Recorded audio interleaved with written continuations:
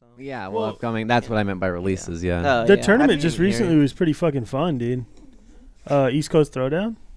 East Coast. I didn't see anything You didn't about it. Did you finally catch up? No, I didn't. You guys suck ass. I know. Watch No. Marshall. I'm not Marshall? a Street Fighter player. That's crazy, Bro, what do you play now? Deadlock though.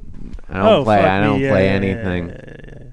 Yeah, I did. forgot about I have Deadlock. to. I think I have to get ranked in Deadlock and then never play Deadlock again. As I continue to say, I'll never play Deadlock again, and then Solo play Deadlock queue. again. Yeah, You really man, feel get that? pulls back Feel in. that type of way? I don't. I feel like it's so like there are a lot of games that people will generally say are good that like to an extent you can say are good, but like I don't feel like I'm getting anything healthy out of them, kind of. Like I know Marshall's really into like Slay the Spire and stuff like that, where like these roguelike games where you can kind of just play the game for hours and hours and hours and hours and hours and just keep unlocking stuff, and like you can do runs again and it always feels novel. And like Deadlock works the same way, where it always feels novel because you have different opponents on the enemy team and like a different situation and different players and stuff. But like, I don't think I'm like getting anything healthy out of it, kind of. I just reached the end of like a couple of games and I'm like, man. Yeah. Cause I don't know if I think maybe I could have like just read a book. I feel what you mean. I get the same way about like, because it's totally the opposite with single player games. Because when I play single player games, I feel like I've experienced a thing that other people have experienced, and then like I have indulged in culture a little bit. Yeah. But if I'm just re-queuing in like League or something, I'm just like, oh, here's my day. Yeah, it's like diminishing returns, where like your Yeah. first 10 or 20 games of a MOBA that you play ever, you're going to like get a lot of new experiences and insights into game, like when you learn how MOBAs work and you'll learn about how people behave in MOBAs, and you'll get like a lot of stuff to think about, and like, oh, there's this game, it's so interesting. But then past that, Yeah. it's like, Then after that, you're like, man, I sure do see this Hayes character a lot. yeah. So the game states are all uniquely different, but the actual difference between them becomes smaller and smaller. And yeah, I think there's a difference though, because we play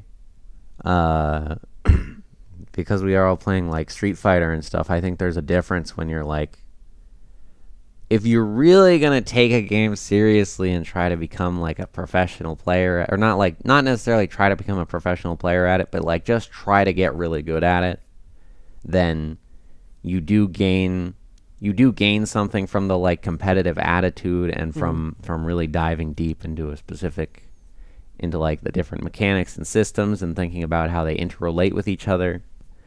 But like then with MOBAs, that's especially hard because, I mean, MOBAs are like two games. There's the player level game and the team level game. Yeah, exactly. You're not gonna get drafted to a pro team and play like Well, whatever not- the fuck. But you could go to a fucking local Street Fighter tournament and have like, a good time. Yeah. So like if you play one of these solo 1v1 competitive games kind of as an individual, just grinding it out and like focusing on like kind of all being by yourself and just focusing on it, then I think you're sort of like gaining something in sort of like an almost, I don't know, like a meditative experience or something, where it's like kind of likening it to like monks training in the mountains by themselves. You sort of like learn about yourself. Yeah, the act of simply getting better at something is like a personal journey that's worth something. Yeah. Yeah.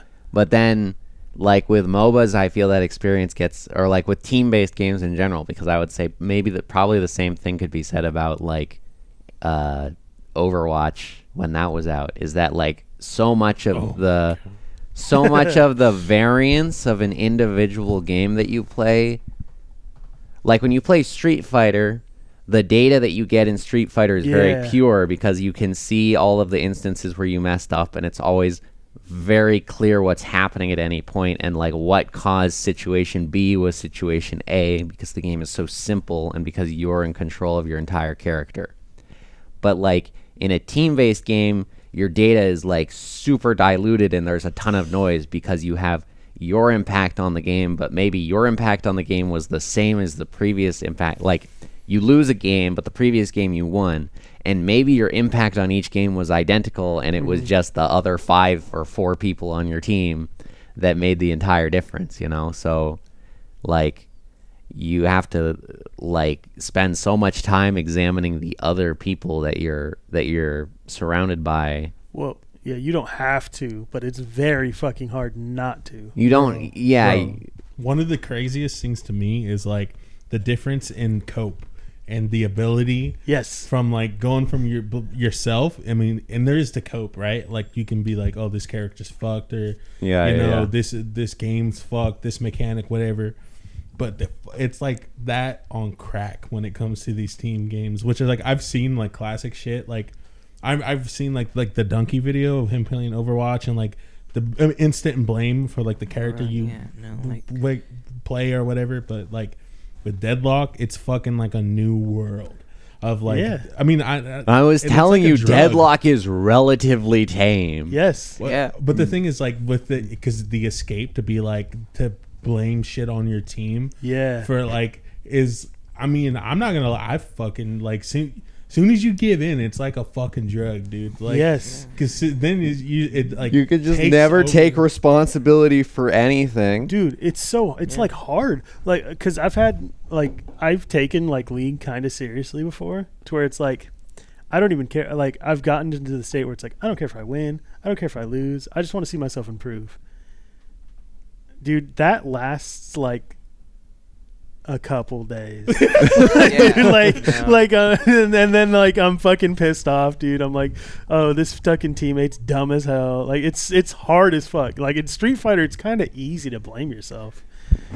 Like, like you said, there's coping, but like, if the character is dumb, but you can't deal with the dumb thing because you're bad. Yeah. You know what I mean? Yeah, exactly. Yeah. I think it's the same for, like, it's a 1v1 versus a team-based game. Yeah. And matchmaking, people have made this observation before, but online matchmaking in games is sort of like what is it? Like a Geneva Convention breaking social experiment, because, you know, if you went to a local pickup game of basketball and you played basketball for 20 minutes and then you went, these fuckers are like ass at this game and I'm the best at this game and you all suck, it's all me, you would just get kicked out, and like they would all be like, what, you can't do this, bro. But like an online matchmaking game, you're playing with 5 people who you'll never see again. So you can go, it's all their fault. And you're never going to get it. You're very rarely going to get a second data point, because sometimes people are going to have a bad game or like just a difficult opponent or whatever, and they'll do poorly. And maybe the next game they do fine, or they do really well, or they carry you. But it's very unlikely that you ever get the second instance of interaction there. So it's like, it's so real.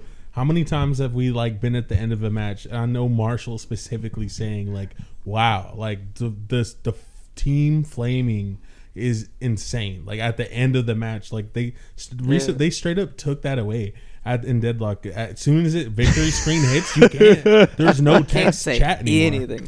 Yeah, they just no, there is like they're like the pre-made. Good job. Yeah. Great game. That's so funny. Exclamation point. The call outs. I think the hardest part too about like keeping it your own personal self journey too, and not blaming others, is because like half the time you're blaming somebody else, you're actually like right. Like, exactly. Yeah, like there's a reasonable because of this dumbass on that's your team. The thing. Yeah. So like Man, if players are right. The Shiv players are right. No. If you think about it in terms of, like I said before, you're kind of like, if you're playing a game to be competitive, not necessarily like to win a competition, but just sort of to develop competitively. It's like a introspective, meditative experience sort of thing, where you're kind of examining yourself and your habits, and you're kind of trying to think about like, okay, what am I, where am I kind of getting scared and doing something wrong? Where am I getting overconfident and doing something wrong? Where are the gaps in my knowledge? Where, blah, blah, blah, blah, blah. And if it's a 1v1 game, whether that's Street Fighter or like StarCraft or whatever like that, it's you get pure correct data on what you did correctly and wrong. But in a team game, even if you're like, I don't care if I win, I don't care if I lose, I'm just trying to get better and like learn more about the game. If your teammate is like, I'm going to spend the entire game running into the middle of the enemy team and dying, that's kind of like, okay, well, for the next hour, all of the data that I'm going to get is like 80% useless. Yeah, you're right. Like, it's cope, but you're right. So yeah. It's very interesting when you think about like the 1v1 competitive games versus these team competitive games, or like these team games in general, where it's the professional game versus the non-professional game. It's a completely different it's situation. So different compared like casual, like, or not even casual, just like going into ranked or whatever in League of Legends versus like playing on like an actual like professional team, like even TSM or something. Oh my like god, that. Like, yeah. like the game is actually different, where like where it's like in Street Fighter it's just a difference in skill. Yeah. That's there's no jump. That's a super valid point. Yeah. Yeah. No. I remember it was a Umi show. What was talking about this was R.I.P. They died. No, you don't know Marshall? Oh my god. She's been getting cooked on Twitter. Dude, they're the current topic of again. What happened? Drama. I don't even fucking know. I'm not going to comment on it. I know they were like, I don't like playing with people that are bad at the game. Oh no, yeah, it's much worse. Oh at no, this point. Yeah, it's that's like, I think that's a thing. Like you gotta check it out. You gotta check. That's it out crazy. yourself. Draw your own conclusions. Do your own research. Yeah, cool. No, I think we got to get back to that. She got cooked. Just know she got cooked, and she's stepping away from the community for a while. Damn, it's like that, huh? Yeah, she's didn't they get Gonzo it's like full on booted, right? From at least one tournament, I feel like put out an announcement like they're not. Wait, she's being toxic? It was. I don't want to come out with like all the details because I only saw like some parts of the aftermath. I kind of remember. I don't remember exactly. I would need to double check. Yeah, I don't want to be like she was protecting a predator. Yeah. Dude, wait, Steven Universe all over again. I understand. Okay, yeah, totally cool. fucking paraphrasing, but yeah. Okay, yeah, cool. I don't even remember. Yeah, I'm talking. I don't even know who the fuck she is. Anyway, like they were outside of Say Jam Slam. They were a Happy Chaos / Soul Bad Guy player in Guilty Gear Strive, and they like one. Oh, I know who the fuck that is. Yeah, my bad. That's not. I'm just wrong. Yeah. Anyway, no, I know Umi Show. Yeah, exactly. So like one combo breaker and then one Evo, like over the course of a year, kind of like this meteoric rise. And they were originally like from Overwatch. Yeah, no. Yes. Yeah, no. So they were originally a pro Overwatch player, and then they were like, getting into professional Overwatch is basically too hard and too confusing because you have to get onto like the stupid franchise. You got some whack league thing set up, yeah. Yeah, exactly. Not League of Legends thing. No, yeah. Yeah, no, like an NFL franchise basically that has functionally fallen apart. The owl is dead as well. Along with Umi Show, apparently. I'm just learning. Umi Show and the Owl are both dead. Crazy. But they were talking about that, like, yeah, to, like, get started in professional Overwatch, and then, like, there's, like, zero chances, like, the chance of actually succeeding and doing well in that context, very slim. Professional fighting games, you just enter a tournament, and, like, you just see, like, did I win? And then if you keep winning, you eventually just get sponsored. Someone just says, yeah, if you just keep winning, we'll just give you money on top of it to, like, keep winning. That's what makes the personal journey, like, so much more enticing as well. Yeah. You could just enter a fucking tournament. Yeah, no. Yeah. Not to derail too much, but to the point of ship players being right, have you guys been seeing how the comments recently on those videos? Oh yeah, I think every single comment flaming you is hilarious. It is. And my own personal journey, I mentioned it in the group chat, but like, and then coming to the realization, like, oh yeah, no, these people are right. Some of these people. At first, though, you took it a little personal. Huh? Yeah, no. Well, I mean, there's some shit that was fucking stupid, like like the wow, this Hay sure is a fucking idiot. The knife for some reason I shouldn't be afraid of 7, like as if I got any super strong counters, like naturally as a Haze player character or whatever. I feel like you probably just press 4. Sometimes, just every single time you just push forehead. Yeah. But like I mentioned, no, specifically against 7-4. Yeah. Just ult him. The movement shit, like I had to hold their nuts on that. Like I was coming to the realization, like I was just like I am ass in many ways. Because it's challenging, like with the shooter and the MOBA mix. There's so much, like I don't know. I'm so ass at both. I'm good at MOBAs, dude. I'm bad at Deadlock. Yeah. Post league rank right now. Oh, I mean, I'll get plat like whenever. Like I'm not crazy. I don't even know how good that is. It's top. It'll range from like top 20 to 15%. Damn. So I'm not crazy, but I'm good. Okay. Yeah, no, it's like, what is it? Is it iron, bronze, silver, gold, plat, diamond? Plat is emerald. Like, dude, some people will call plat bad, but like, I'm not trying to get top 1% anyway, so fuck you. Yeah. Like, I could just beat 80% of the people that play ranked. I've heard before that like just getting like past bronze is kind of hard. No, is that's not true? No. How would it compare? Well, I guess that's a really fucking There's stupid question. I was gonna say, how does that compare to like Street Fighter rankings? Oh, Street Fighter rankings are so fucking easy. Yeah, by the way, anybody listening, if you're gold in Street Fighter, you're ass. And it's harder in League, but it's still easy. The fuck does that mean? I mean, getting past gold in League and Street Fighter are both really easy, and you're bad if you're gold in either one. Damn. But Street Fighter is a lot easier. No, gold in League, yeah, gold in Street Fighter, you're probably new, like almost like to fight. Like maybe this is your second fighting game ever. Mm-hmm. Gold in League, you understand the game kind of like not on the levels of like pros where they're like fucking running around the map, being as goal efficient as possible and knowing where they need to be like every minute, but you're probably not just dying. Yeah. Like gold consists of like the top 30% of players. Yeah, no, like gold is like you like understand your character and your game plan pretty well. Yeah. But then like fitting that into the context of the rest of the game. There's always a caveat. There's always a caveat with those things too, because like the best players in like diamond or not even diamond, but in like master are like playing like you said, playing a totally different game. Even then, pro is a whole nother level, but even the players in masters are like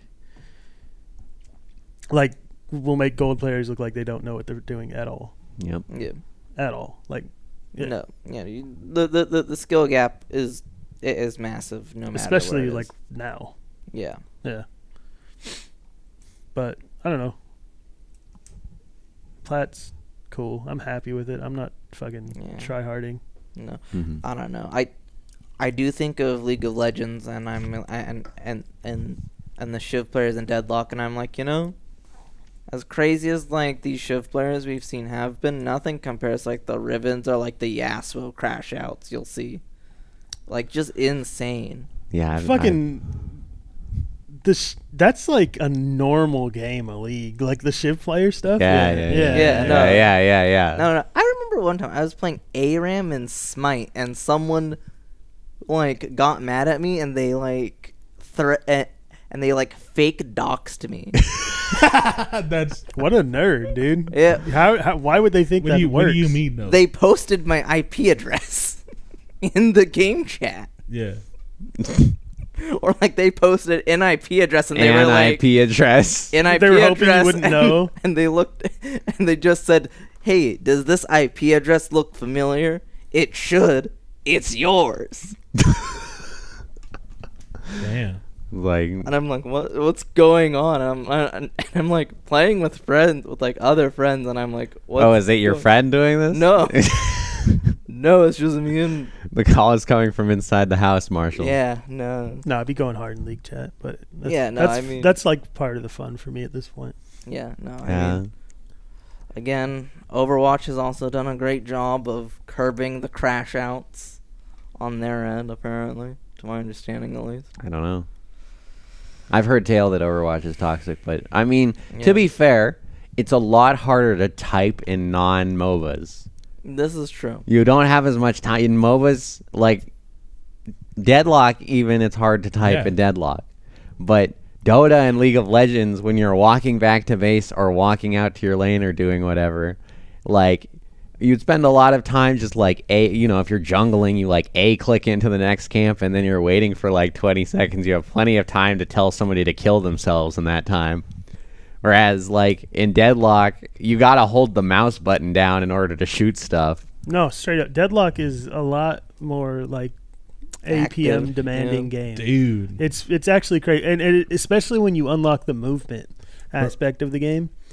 It's a lot. That's exactly what I've been experiencing. Like the past couple of times I've played where I've tried to actively be moving more and like doing the whole fucking dashing to the right and left and lane and like the sliding and like taking advantage of that and like fully trying to be evasive and all this different shit is I'm like, dude, my fingers are getting like a workout. Like this is a lot of key stair pressing. micromanagement is crazy. Like the stair slide. Yeah. To get the infinite ammo for the to ammo. farm. Yeah. Yeah, I could play League with one hand. Like not very good, but good enough. Like it's different. Yeah. For sure. Man. Yeah, no, I mean like Deadlock, you have zip block time and you got like the almighty, like, what is that?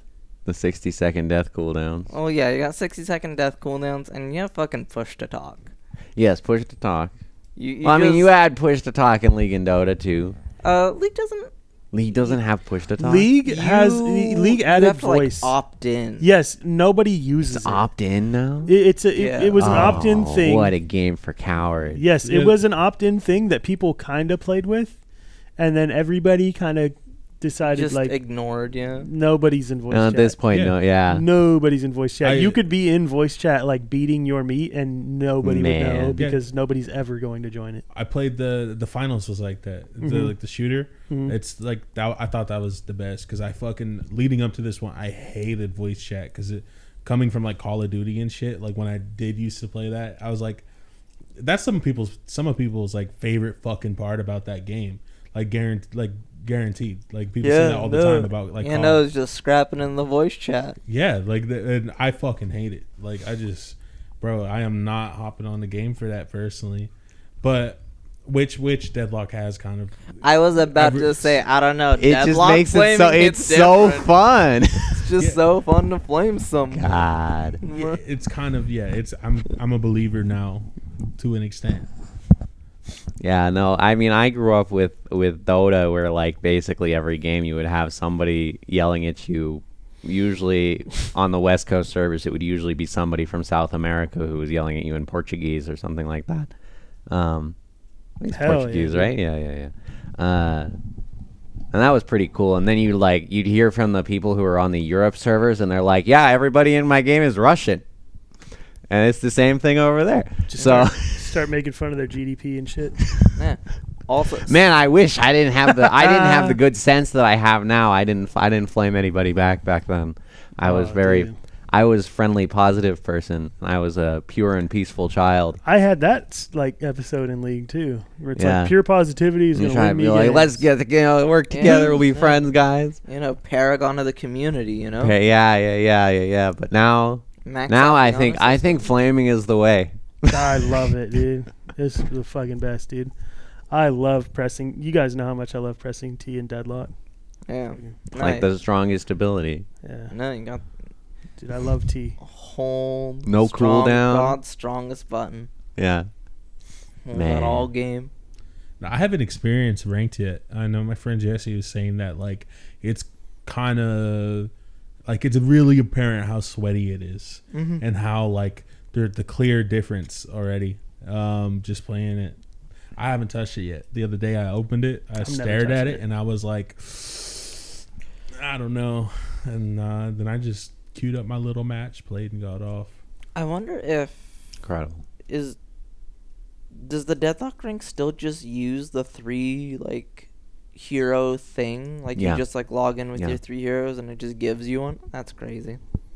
Because like in my mind, like the big thing about ranked is like the draft pick setup. Yeah, that's crazy to me too. You probably are like, what the fuck? I've seen a clip before, so like I am a little familiar. Of, like, not having a draft in a ranked mode in a MOBA is kind of crazy. Yeah, well, usually, like the way that Dota worked was that in professional games where they had the full team, you would have like a full. Like before the game started, there was a full drafting thing, and it would matter who on the team was like being or like how different teams did their drafting strategy. And basically, it would be like one team got to pick one character, then the other team picked 2, then the other team picked 2, last team picks like 1, and then 2, and then 1. I think that was the order. It's been a little while, and so you'd kind of like. You'd go back and forth, what's the good general picks that you can pick early on? What are the nice like counter picks you tried to get for like maybe this, this isn't as prevalent in Deadlock so far as I know. Yeah, the counters are more in the items. There's some bad matchups. Like again, I complained about the fact that Pocket starts with negative magic resist, and therefore like in Furnace and Lane, I'm just like immediately dropped into Vietnam, and I'm just like covered in napalm all the time, and it hurts. Yeah, He's but got paper skin. I think that I haven't watched any professional Deadlock matches, but I was under the impression that they were doing the same sort of thing. Because even if there are no strong, like even if there aren't that many strong hero counters, there's also the question of like, this guy on our team is the best Infernus in the world, so maybe their team is going to try to take Infernus early to just prevent him from playing it or something, whatever.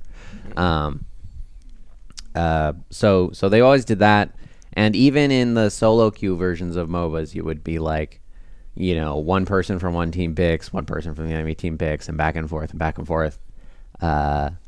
And like the drafting phase, I don't know. You say it's weird to not have a drafting phase in MOBAs, and like maybe some people say that it had some sort of strategic merit, but really the drafting phase in MOBAs was just an opportunity for people to start flaming each other before the game had started. Oh no, dude! Again, that's the best part. Well, I know drafting was like super important for me. Well, because I played like top lane in League for most of the time. I played ranked, so. Like, not getting totally dumpstered with a counter pick was very important. And I would have, like, a decent champion pool that I would choose from. I usually wouldn't just, like, one-trick something. Yeah. But that's just me. But, yeah, it can start in drafting. The flaming. Yeah, no. Bro, I mean... It's a dangerous place, dude. Just don't show up in chat, like, pretty much in Champ Select. Because during the drafting phase, like people got time. Yeah, exactly. You know what I mean? Yeah, no, people got time. Like people know your first pick, and you did something kind of weird off meta. Oh, dude, you picked something weird and ranked. Holy shit, you get smoked. I don't know if it was like a conversation we had in the parking lot, or if it's like something I heard in a podcast. I think in a podcast. Like I think it's more that. But anyways, I remember hearing somebody make a comment about like as far as like griefing and like as far as like giving up, that being a thing. If like in the draft process. think I know that was me. I told you that. Yes, people will get mad for a great number of reasons in the drafting phase, and there were definitely people in Dota and League who would, if something went wrong, didn't go the way that they want, not even necessarily wrong, but it didn't go the way they wanted it to in the drafting phase, they would be like, no, fuck this. I'm running it right down the lane. I'm going to run into the enemy base and just die over and over and get this over with as quickly as possible. Yeah. It would be stuff like, I'm the most important. I'm gonna be the most important guy on the team, and I don't want to be counterpicked. So I want to. Dota let you. I think League is like an enforced picking order, right? Like you had to pick in a specific order. It is now. Well, Dota lets you pick in any order. No, actually, no. You could trade picking orders. That's actually a big thing. League, for some reason, used to have it to where you can trade champions, which... But you could do that. You can still do that in Dota, actually. Yeah, but now they just have it to where you could trade picking order. Yeah. So Dota will have the thing where like somebody will be like, I'm the most important character. I'm going to be the carrier. I'm going to go down mid or whatever, or I'm going to be the mid laner, and I can't get counterpicked no matter what. So everybody else I have to be the last pick. And the way that the picking works in Dota is that like it goes back and forth. One team picks, the other team picks. And there's like a 10-second period for somebody on your team. Anybody on your team can lock in a hero during that 10-second period. Mm-hmm. And once the 10-second passes, everybody who hasn't picked a hero on your team like loses 2 of their starting gold every second. Whoa, that's fucking crazy. So you have these like Mexican standoffs where people are just like, I'm not going to be the last pick. I'm going to sit here and lose my money with everybody else while I wait for someone else to fucking pick. And it was something. What a fucking feast or famine champ select. That's fucking crazy. Yeah, no, Dota had some systems. That's modern wild. Dota. But what you were saying about the just raging and champ select, 100%, that goes with the weird pick thing. That's like the number one way to set it off. There's been times in ranked where like somebody picks something off meta and weird, and then you'll see in chat, all right, I'll troll too. And they just pick some weird shit. Yeah. But usually, I don't know how it is in Dota. I don't know if it works the same way. But usually, the person doing that, what they're doing is trying to bait a dodge. Most of the time, they're trying to get somebody to leave because they don't want to play with this weird off meta fucking. No, Dota. So Dota compared to League, my understanding. I haven't played. Real quick. Okay. All right, I'm gonna be real, guys. When I said we're just talking about MOBAs. When I said I was gonna get up to go piss, I set my headset down and I set it on top of the space bar. And so the last like however long that was since I went and took a piss hasn't been recording. Damn, that was so good too. I felt like it was pretty nice. We were cooking. Are we recording now? Well, yeah. Oh fuck. Okay. We were recording this whole time. What do you mean? You didn't tell us we started. Oh, okay. Dude, you play that fucking damn. poker face shit. I thought he was gonna say, man, I didn't piss. You guys got a secret. It's like Lincoln. Never mind. Never mind. It's about to be like, yeah. I was just like, damn, he forgot to piss. That's crazy. He's just like, Lincoln, you should see your toilet now. He was thinking so hard about what he was gonna say about League of Legends when he's never played League of Legends. I thought we were gonna get. You thought we were gonna get Joey Salami into League of Legends? No, I thought we were gonna get like chastised for just going talking on an hour about MOBAs. Yeah. No, there is to an extent, yeah. Where I'm like, man, what the fuck are these guys talking? This is just a MOBA podcast, He really showed up and said, "Here, let me get all the equipment to set up this podcast for you guys," and we immediately started with the conversation topic that he cannot contribute to. Go fuck yourself. Don't say Deadlock anymore, then. Yeah. Is there another video game that you've been playing, Joey? Yeah, do you guys want to do that thing, or you go? I mean, we're pretty free form. We don't have a. No, but you could totally break the flow by saying you want to do that thing. No, that's dickhead. I love that. I love. No, that. I'm just playing. But I don't know. Well, one of you guys go first. I don't know. Are you shy? The big thing I was thinking about was yesterday we had our first D&D session. Yeah, that was Joey's first time playing D&D, and he seemed to really enjoy it. He woke up fiending. That was cool. No, I was like mad. Like I'm not fucking playing, dude. I'm like, I gotta wait till Friday. Damn. The fuck? I will. Yeah, no. Like going into the next session immediately, I'm just like, I'm not gonna lie. Yeah, ending that session, I was like, fuck, dude. I do not feel satisfied. Like, I feel like did not. Yes, like, dude. No. Like, okay, I know I made a joke at the end of that night where I was like, we got 10 minutes left. Do you know how much I was kind of serious? You seemed serious. I was joking, but like I was like the energy didn't have any joking to it. So yeah, it was a threat. No, I mean, look, I've played D&D games before, and it is very easy to just be like, yeah, let's just keep going until we're all miserable and hate the game and don't want to ever do it again. Real. No, that is a sweet spot to leave you wanting more. So yes, I did ahead of time. I knew we're gonna take a break in the middle, and I'm gonna try to stop like in the last half hour before the time we planned to stop, instead of stopping late. Yeah, that break pissed me the fuck off too.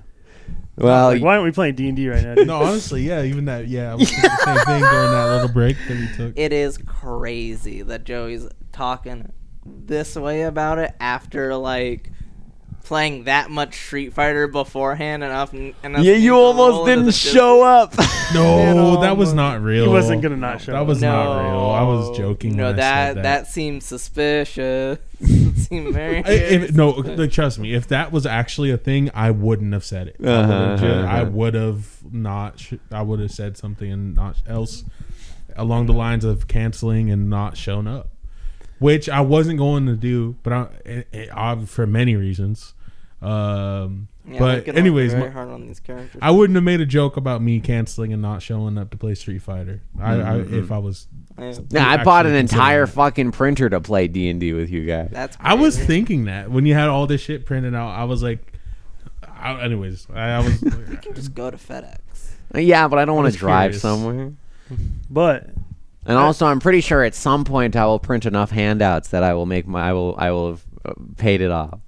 in all seriousness, too. I don't know, man. FedEx is pretty cheap. I printed a lot of Magic cards there.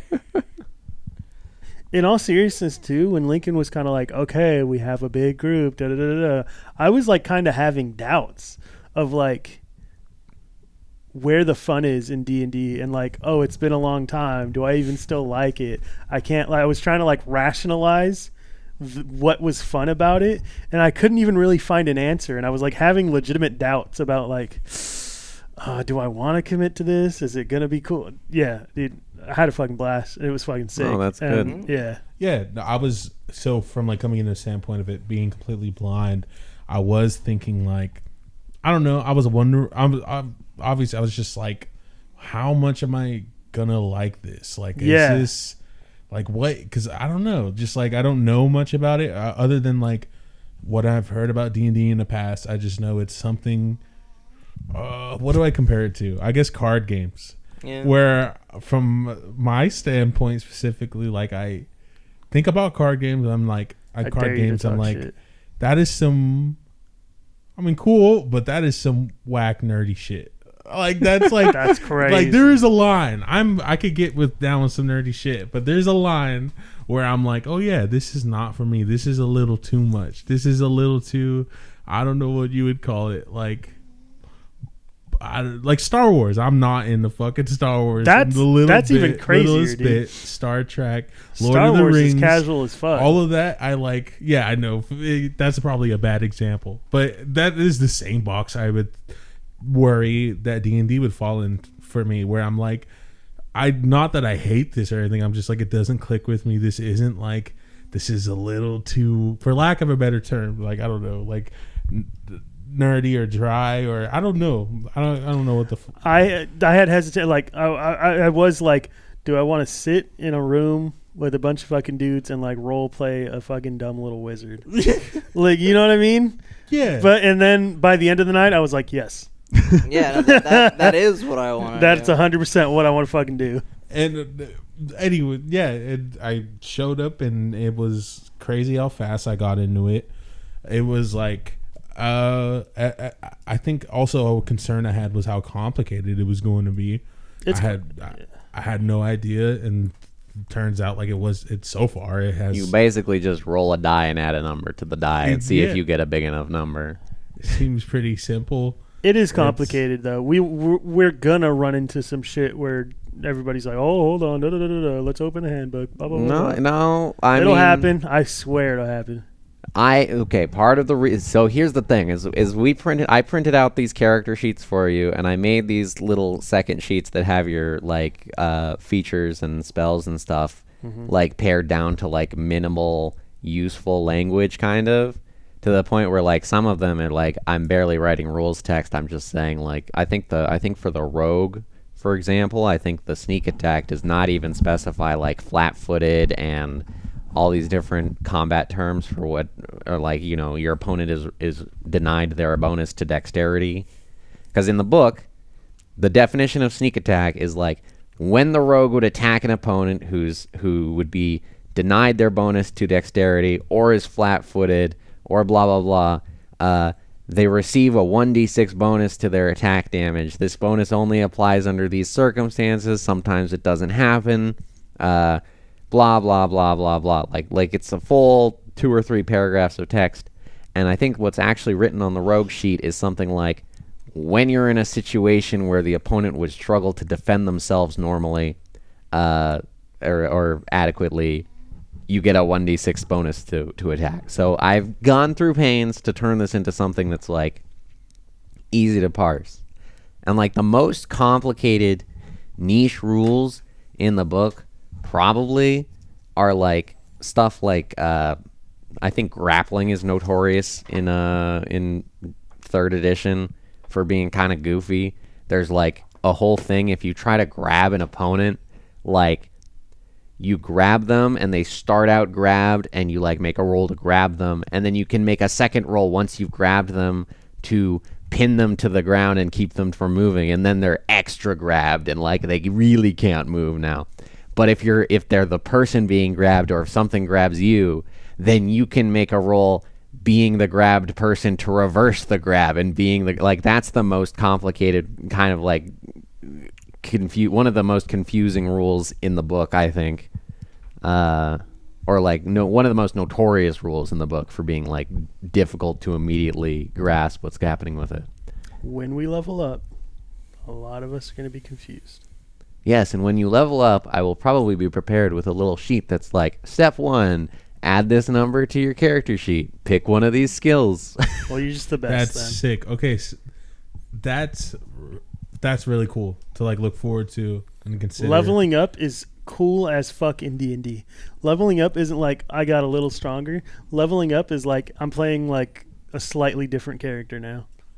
Okay, like instantly what comes to mind, and I was thinking about this today, like the day following our first session, like it is trippy to me because I was thinking this during our session and all today. It was like, how much, how do I word this? Like how much this is like directly, I don't know. I don't know for sure, but I'm sure you guys probably can affirm this or tell me, inform me on this, but it seems like every fucking RPG game to exist is like based off of this. Yes. It feels like. Kind of, yes. yeah. Because instantly absolutely.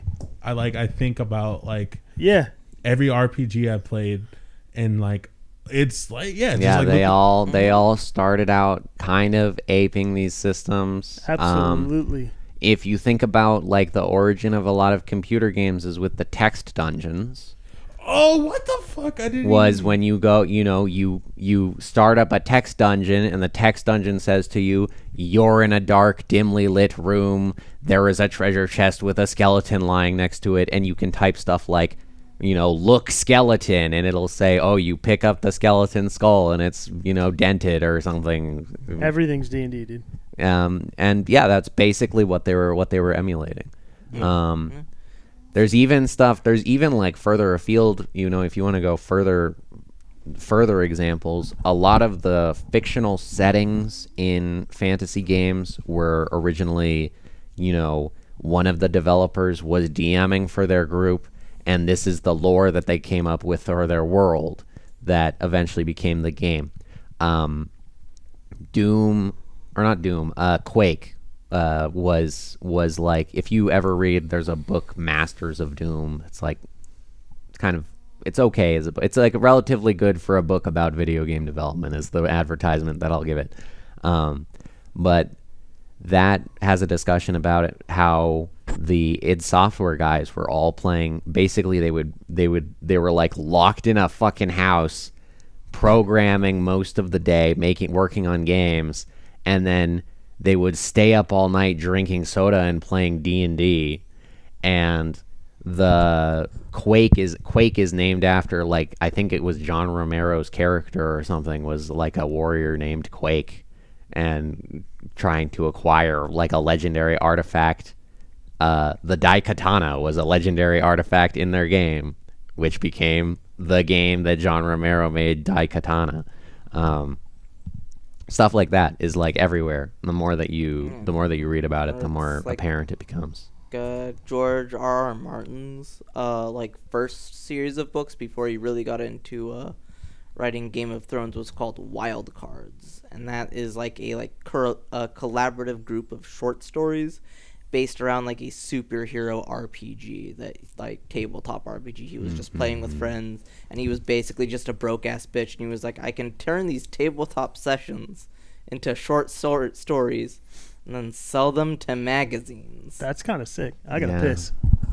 Okay, don't pause the recording. Being on the space bar is fucking crazy. You know, I feel it. I set my headphones on my keyboard when I take them off. Yeah. Sometimes you just like lean them wherever it's most comfortable. Yeah, I'll set them on my keyboard. If I'm really thinking about it, I'll just hang them off my mic stand. But the other thing I was thinking about, like to that point, was what before this I have like dabbled. I had a friend who was like mentioning D&D, and they said they listened to like a podcast, like a D&D podcast on like road trips and shit. And out of curiosity, I looked it up. And I was like, it was sick. Yeah, it was something I admired. And like, so today with the perspective of having that little session we did, I was thinking like, oh yeah, that totally makes sense to like, for that to be a thing. Like, cause I even like, naturally it's like, you know, fucking my phone spying on me. I looked up D&D figures. All of a sudden there's a bunch of shit in my YouTube algorithm now. Google. I've seen like clips of even like live shows, like people doing like live D&D sessions on stage and shit, and I'm like, it's really cool. It's really sick. And you know, it is crazy that College Humor of now Dropout. What do you mean? College Humor was like, it was like one of those funny websites that did like short like skit videos in like the 2010s or whatever. Yeah, I'm familiar with that. They're now like one of the like larger like highly produced D&D content companies. They do they make I think it's called Roll20. Or no, it's not Roll20. It's Critical Role? No, it's not Critical Role. They did have Matthew Mercer on one of the campaigns. They do like crossovers, like Brendan Lee Mulligan, the like primary game master for that series, came to Critical Role and did like probably one of their best campaigns. Ian, I don't know what it's called, but Ian, I'm pretty sure Ian is very into whatever you're talking about. If not, then he would at least know what you're talking about because he's a big recorded games enjoyer. I get like a few sessions in and then I forget to keep watching. I'm not super interested in them because I'm a hyper mega ultra purist and I only like D&D the way that I do D&D, and I'm not willing to accept the way anyone else does D&D. That sounds about right. Yeah, that sounds very Lincoln. We are playing exactly the 3.0 edition of D&D, which is fascinating. A fascinating choice. I can't find anything on 3.0 anywhere, dude. That makes it better, okay? Yeah, no. In my opinion, it's obtuse. Joey can't be influenced by D&D YouTube, which is like, thank God. Yeah, D&D YouTube. Yeah, go ahead. Like, try to look up 3.0 on YouTube. Good luck, I don't dude. even know what that means. So there was basically there's Street Fighter 1, 2, 3, 4, 5, 6. Mm-hmm. There are D&D editions. There's first edition, second edition, third edition. Third edition, they, instead of going straight to fourth edition, they made 3.5 edition, which is mostly third edition, but with some adjustments to the rules and like spots cleaned up. And Then they made fourth edition. Then they made fifth edition. The next one they're making, they have not called it sixth edition. It is like D&D next. D&D next. Holy shit, we're in the future. And is it so? It's just like rules, or yes, it's all rule books. Like like rules, like it is how almost the game is played. It is almost exactly the same financial and game design motivations as the development of Street Fighter, because there are two things. There's first of all, new designers have new ideas about how to approach the same ideas about the same sort of gameplay. First two installments are weird. D&D first edition and second edition are very different from third, fourth, and fifth edition. Third edition came out like 90s, and these all have, or actually I think 2000 is when this came out. But these all, third edition up to the modern stuff, will all have roll a d20, add some bonus to it, try to beat a number. If you beat the number, you succeed. That's basically like the core idea. That was like kind of a revolutionary idea that third edition came up with, that is like stuck with, that is kind of spread to almost all tabletop RPGs. Or not almost all, but like a lot of tabletop RPGs. But yeah, so game design motivation, basically the same as the reason that we make a new Street Fighter. Financial motivation, also basically the same. When new edition of D&D comes out and Wizards of the Coast sells a player's handbook, a monster's manual, a DM's guide, I have them all floating around here. They're right next to you. Each of those, the new ones are like $50 each book.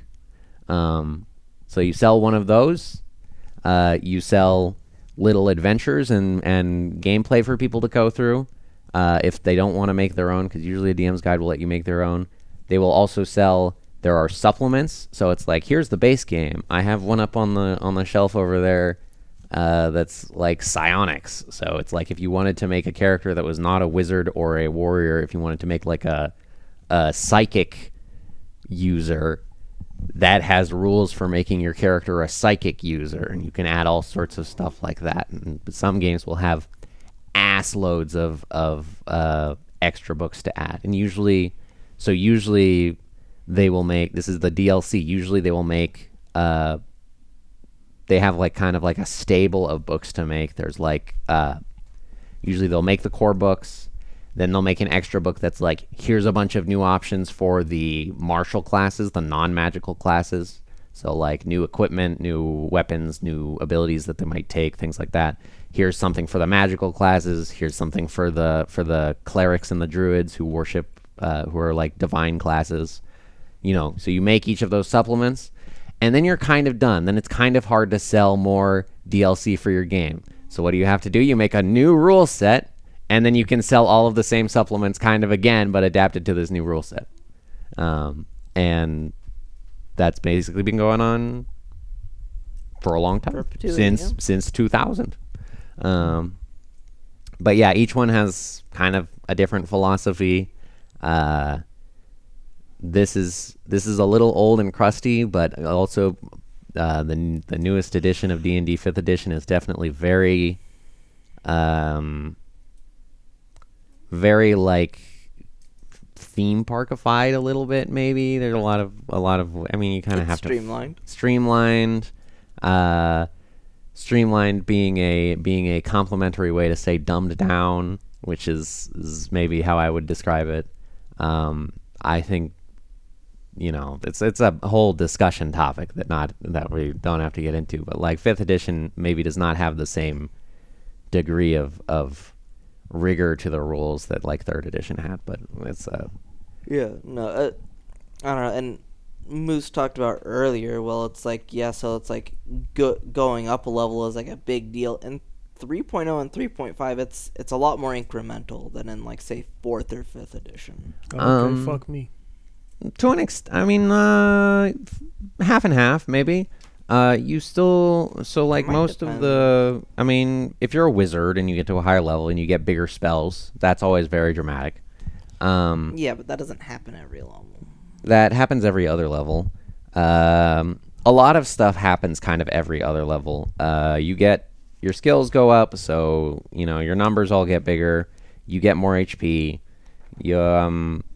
The kind of big thing of advancement in 3rd edition is your feats. So you can get new techniques and abilities and stuff. So like if you're a warrior, there's sort of like you can kind of think of it as like a talent tree. Yeah, feats go hard. Okay. Yeah. There's stuff. Fighters get fighters. Yes. Fighters. That's kind of what Yes. fighters get in 3rd edition, is they get a fuckload of feats. Yeah, they get so many combat feats. So unlocking stuff like, you know, a cleaving attack where you attack one person and you attack the second person next to him, that's a feat. You can unlock stuff like rogues can get access to, like, I'm gonna jump forward and attack in the same move sort of feats. And I'm gonna be real. You don't like you keep saying feet, and recently my brain is just so fucked up from all the feet. Just imagining Vindicta this whole time. Dude, bro, you read my mind. Ivy, Vindicta, Jury, like, it's just like it's a nightmare out there. It is. It's pretty bizarre how the feet brain rot. It's just It's taking hold. You just can't stop thinking about grippers. It's so sad. I've never been a feet guy. No? No, we got any feet guys here? No, not particularly. I don't think. I That mean, seems nobody who's apparently willing to out themselves. It seems crazy that it's such a big thing. There's But apparently some evolutionary basis for it. So Small and healthy feet indicate that a woman is. I think it indicates that they're more suitable for a healthy pregnancy or something like that.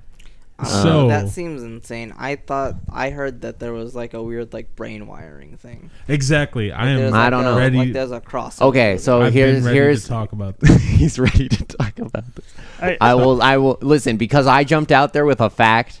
I'm gonna just real quick provide my vague source. Is that when I was in high school, there was a speech, and it was very interesting, and I struggle to find it again, that was given by, I think, Google engineers, maybe, or maybe it was given at a Google conference, but some engineer had done statistical studies of people's porn consumption.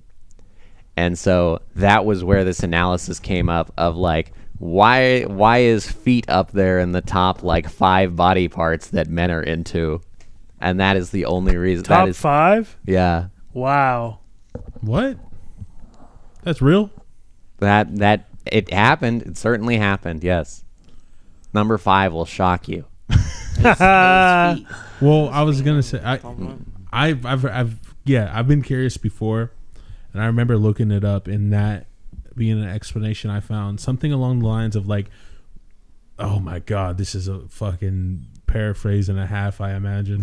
Let's go. But basically, having something to do with the brain wiring and what you were attracted to and where that. Oh god, what was it? I feel so. Do you remember? It's something about the wiring in your brain. It's basically it's where your sex organs are tied up there is also just basically right next to your feet. Yeah. And so sometimes What? Yeah. Yeah, no. All right, you keep explaining. I'm gonna look this up real quick. Bro, I don't know if I can keep explaining. He's out of ammo. He puts the glasses on. Yeah, I'll go up this. I'm not a feet guy. I'll suck on a fucking toe. You know what I'm saying? Real shit. Why did you become Italian? Wait, what? You became Italian.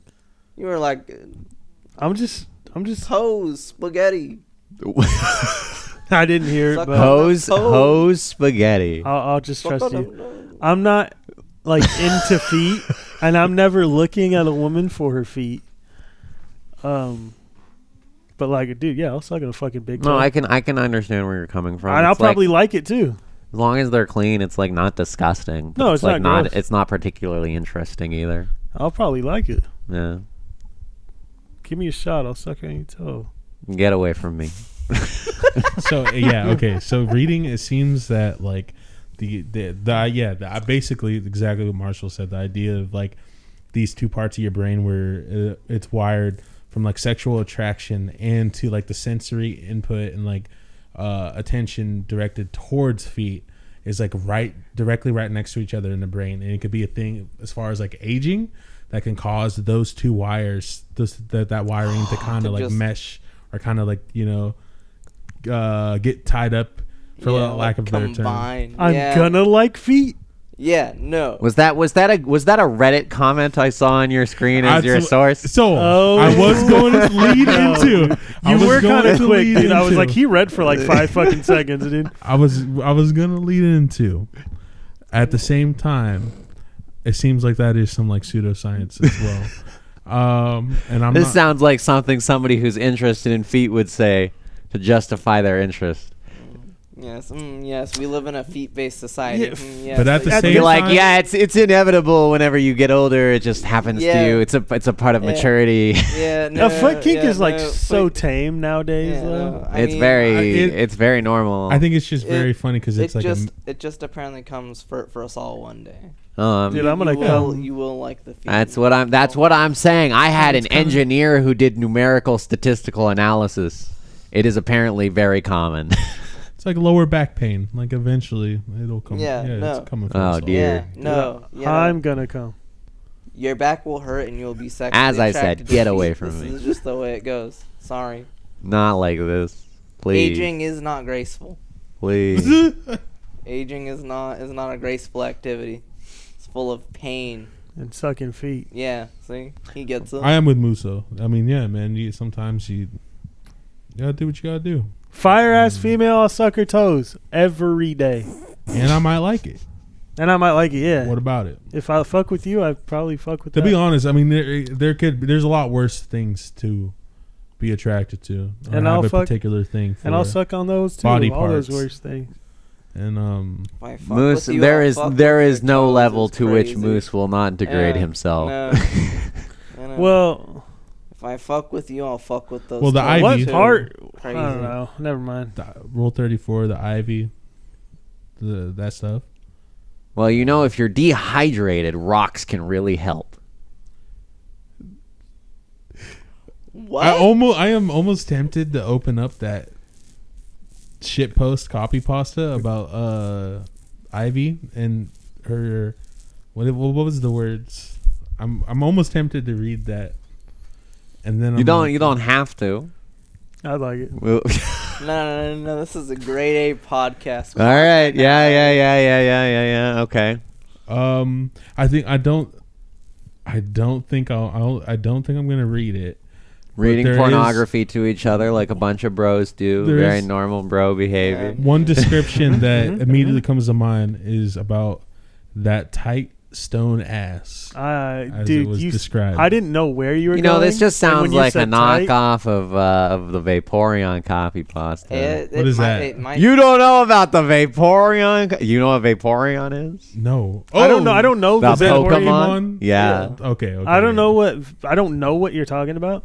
You I have don't know what the Yeah. Vapor... Are That's you talking about the great. recent But- leaks? So that's what No. you're No, talking this about? is old. But Oh, I this is- No, this is ancient. guarantee you Vaporeon has that gushy. Let me look up Vaporeon. How It do you is spell crazy that? Like, I could imagine. how close Moose is without Like, reading this copy. no, like I can pasta. imagine, like she's got that fucking plump like No. tail and it's probably wet, No. super No. wet. How do you spell- Line word for word. Like I get it, dude. I I'm don't gonna know. take the headphones off. I don't want to hear this. Yes. Do you know what I mean? He just showed us a picture of Vaporeon and he went, yes. Well, you just lift that thing and fucking go to town. No, man. Okay. No. Yeah, me too. Technically, yes, you do, according to the copy. According to the copy pasta, Vaporeon is among the most breedable Pokemon. Yes, that's exactly like What? it's saucy. Are you having trouble finding this? No, I'm just baffled. I don't understand how you this look at is certain common sense. Certain Pokemon, it makes sense, you know. But That's when Well, I- at a don't certain get it for point in this one. Gen 3 of Pokemon, they suddenly decided, what if they were just furries?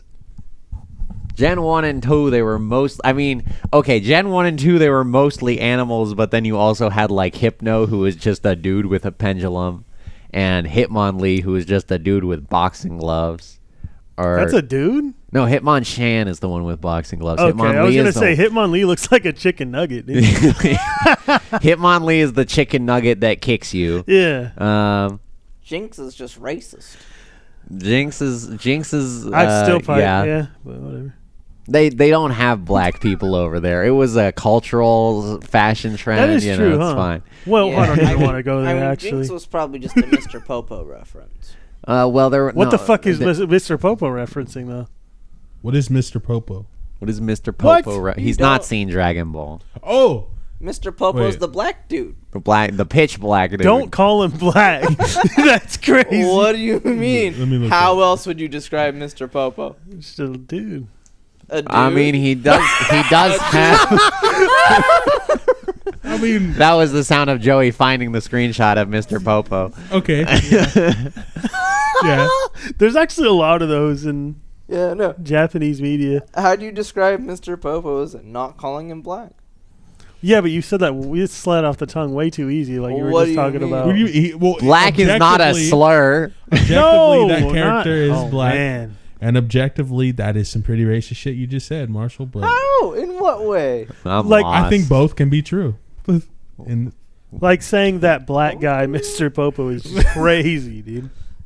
He doesn't do that much in the story besides existing. He's like a house servant.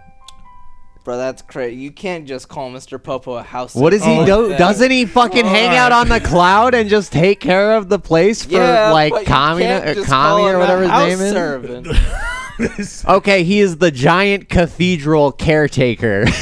Caretaker? It's so over for me. Yeah, Wow. no, cancel I that. can't believe this is R.I.P. happening. Cancel. R.I.P. Cancel on the first episode. This is why there were no black people in the D&D campaign so far. So far, he says. Yeah. Don't worry. Is it that's one of your rules? Is it? We're gonna bring in some consultants. We're gonna get some Dungeon DEI. Master? No. We didn't get as far as writing skin color on the papers. I think it's on there. There's a box. No, it's not. It's not? I don't think so because I think I went through all. Of I know them. it's got age, gender, height, weight, eyes, hair. No, there's skin. It's at the end. What? Yeah, it's right there. You can just be black in D&D. You can just be black. So, I thought those didn't exist in games. This is a game from 2000. That's crazy. They had black people back then. It was before the Half-orcs wokeness can plague. be not evil. I can't believe that the woke Reached. virus had reached Wizards of the Coast in the year 2000, allowing players to be black. So it's funny in our character creation, I was thinking like I wanted my character to be like a samurai and effectively like Asian. Then I was like, is this, but fantasy wise, is this accurate? Can my guy be vaguely almost like, I don't know. I don't consume a lot of fantasy, so I was like, "Is this sort of? Yeah. So technically, are Asians allowed in our D&D?" So I don't Can know Joey that. be Asian? So this is Forgotten Realms, which I do not know that much about the setting details of Forgotten Realms. I would not be. There's almost 100% some Asian, some race in this setting that is like Asian adjacent, because most of the mainstream D&D and Pathfinder settings are kind of built to be like, let's just shove everything in there, so like whatever people want to make and whatever we write for, whatever new rule books we write, it's easy to fit whatever information into this setting.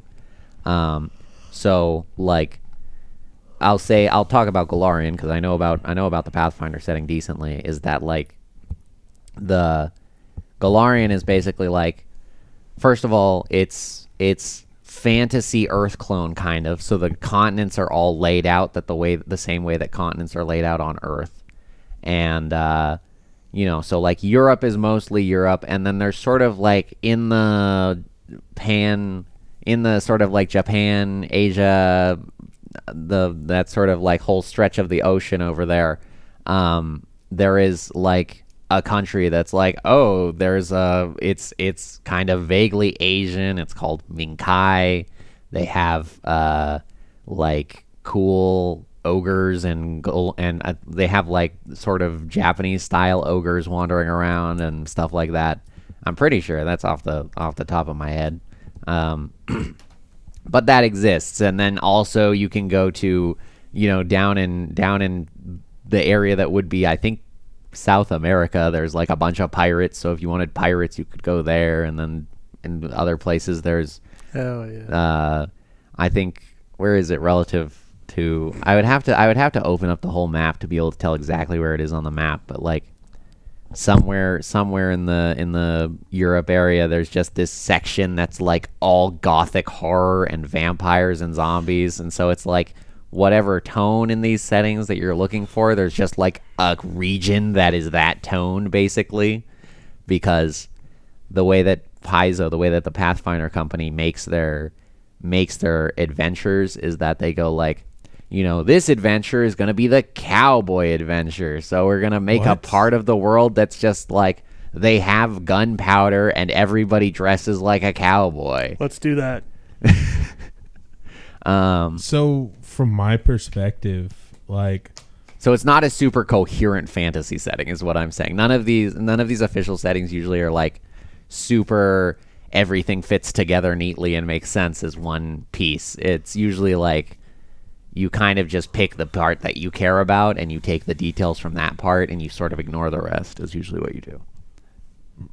From my perspective, I realize like my idea of a fantasy setting is so limited to, I don't even know if this is like fantasy exactly, but like the only example I could think of is playing The Witcher 3. Mm-hmm. That's fantasy, right? Yeah, no, yeah. Very and I don't remember fantasy. if there was any Asians in Witcher 3. I don't think there was. Witcher 3 is like super like Polish inspired. Witcher 3 is very Polish, yes. So yeah. So that's what I was imagining was like an isolated, like this is like that type of setting. Some people do that. So there's a whole discussion of sort of lower fantasy to higher fantasy is kind of a difference here, and like lower fantasy is sort of more realistic, down to earth, mostly medieval setting, but also there's maybe like the occasional wizard wandering around, and magic is kind of rare. Most people don't know about magic. Most people are living these kind of like quiet provincial lives that they barely ever travel even to the next towns. They don't really know anything that's happening. They don't know a lot about the wilderness. That's like low fantasy, like very kind of gritty, down-to-earth sort of fantasy.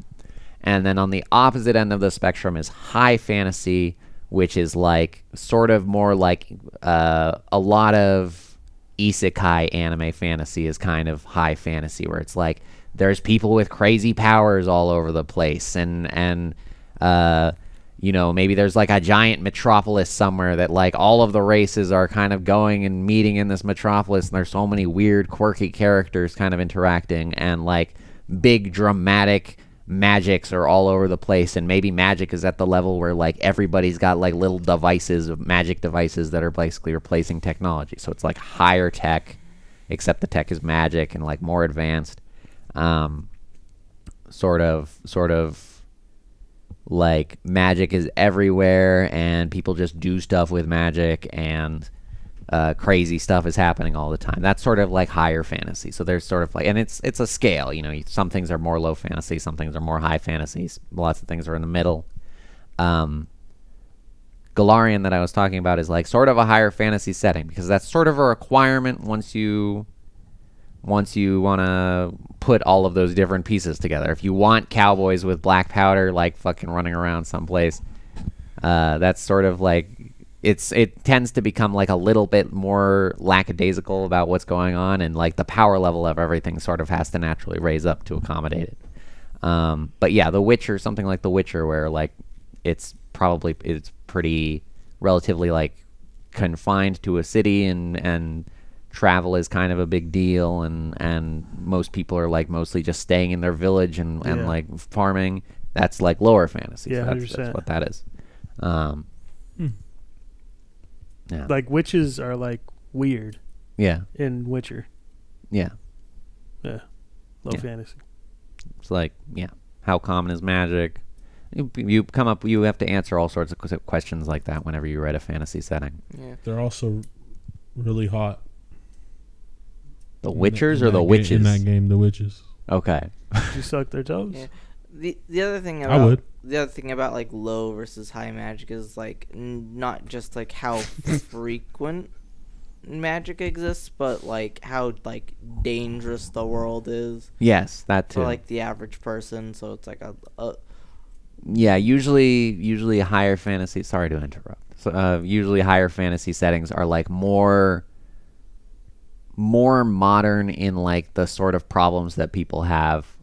Whereas, like I'm saying, like lower fantasy settings, you stay in one place. Even traveling to the next town is kind of like a difficult task, and maybe like you risk getting attacked by monsters on the road, and like it's kind of like you risk running out of food, and you risk all that sort of stuff. Whereas a higher fantasy setting will usually treat travel of that scale of just going to the next village is like not a big deal, the same way we would because we have so many means of high-speed transportation. Let's fucking teleport there. Yeah, so you might have teleportation, you might have just like very safe roads that are like warded by magic so you don't worry so much about monsters, or there might be much larger swaths of civilization that keep everywhere safe.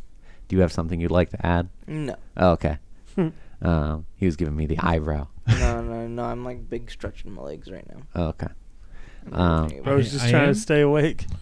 All right, I am ready to touch on the games we recently have played.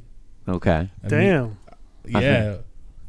What is that called? Throwback. Holy fuck. Callback. Yeah. Callback. Yeah. Yeah. Masterfully. I'm fucking tired. Transition, yeah. We don't have to go through we don't have to go through everything, too. No. This is important to do. Okay. Our podcast just now, baby. Okay. No. Anyway. So yeah. What game do you want to talk about, Joey? Mario Party. Mario Party. Fuck yeah, Mario Party was good. Ooh, I'm bricked up. And I want to know why Marshall won't play it. That's crazy. Yeah. Well, he was watching Gundam, but I'm sure you would play it. He was busy. He was watching Gundam. I was watching there was a new Gundam series. So you will play it eventually. We're gonna get around to his turn. He's not gonna even tell us about video games. He's gonna tell us about the new Gundam. Yeah. No. So it's like, I mean, that's like Mario Party is like fine. It's not like, I don't know. That's fair. Ain't no fucking problem. Yeah, it's not. That's one of those things. It's a game where there's like. It's a good social activity. Yeah, no. You just gotta try the new shit though, because it's actually fucking cool. Yeah, no, I'm sure. I've heard good things about the new Mario Party, and I mean, again, Nintendo has put out yet another banger. They tend to be pretty good at that. Yeah, I genuinely liked this time that we played with all the new shit just more than the time we played before it all came out. Yeah, like, I didn't like the whatever the previous one was. The Superstars, and it's funny because that is considered to be like one of the better ones in recent years. I'm sure Superstars I don't think Superstars was bad, but definitely part of it was the fact that you motherfuckers came and brought us the game, and you had been no life grinding it. So I'm just like chilling out. You know, I'm playing Mario Party as like a casual party game. And this motherfucker and your friends, you and your friends are like fucking like, yeah, this is the optimal item to buy here, and I've already got a strategy for how this board mechanic works, and I'm like, and watch out for him because he's gonna do this. Yeah. And so it's like reads on each other, and it's like, man, I just kind of wanted to play some mini games and like roll dice. Man, it was crazy how one of those games ended with like Anthony just like letting you guys just like miscount the tiles. Yeah. That is the shit. Fuck that you. Was crazy. How about that? That was crazy. Yeah. So, yeah. No, I mean, new Mario Party seems fine. I was preoccupied with the love of my life, so. He's a giant robot man. I fucking love. I would you love suck Gundam their toes so much? I would suck a Gundam's toes so much. Hell Would you even fit a Gundam's toe in your mouth? I would get like iron poisoning from like the shavings. Have you ever that's like? Never mind. No, finish the thought, Joey. Bebop. I was like, would you suck Bebop's Have toe? you ever No. like kind of like used an old spoon or fork and you could kind of taste like the metal? Yes. Like, Yeah. I'm so glad. Yeah, that almost went weird, huh? What? Yeah, nothing. I thought. What? You just scared me for a second I with got the start of that scared. Have sentence. you ever That was a used kind a of spoon? spooky. That was a kind of spooky transition from licking Gundam toes to have you ever used a spoon? Yeah, that was saying, scary. yeah, never mind. No, I was just thinking like it's just a mouthful of whatever that taste is of the metal. I don't know. You just scared me again, dude. Yeah, no, bro. Like mouthful, spoonful of mouthfuls, and I'm like, Jesus, man. I just said that I like sucking Gundam toes. I don't know what you want. All right, I will engage with Joey's premise. I will say the furthest I usually get is I do spend a lot of time chewing on popsicle sticks after I have finished the popsicle. Oh hell yeah! Yeah. Hell yeah! Yeah, but I've never. I don't know. How man. old are these spoons that you're licking? Like, Popsicle mouth. I'm not just Crazy. licking a bare spoon. He's It's got like- one in his pocket right you know, fucking but now. I'm Dude. like, okay, are you like eating food and then you Bro, it's just like, then you lick the food, like lick the spoon after you're done eating the food, like right away? Or are you talking like 15 minutes later you're licking the spoon? No, I don't know. Like a situation where you're eating cereal or something and you fucking, you're like, Man, what it's is getting, that? like, And you man, realize it's- like you could kind of taste like the metal on the spoon. Like Yeah. maybe it's some really cheap spoons or something. you know? my My spoons man's are getting my aluminum spoons are nice and shavings in his expensive. ice I do cream. not. Dead I do ass? not. I don't. I mean, they're normal spoons, but I don't really taste any metal on them. I know what usually. you're talking about.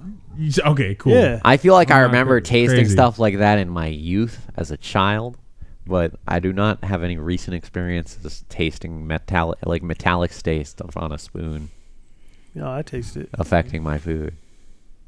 I don't think spoons are supposed to do that. No, that's probably like I'm probably gonna get cancer from that or something. Yeah, that seems bad. Yeah. Get Or, some new I don't know. spoons. Maybe your kids are gonna be born with Alzheimer's or something. Isn't Damn. like tasting have a metallic taste in your mouth like a symptom of having a stroke or something? Yeah. Yeah.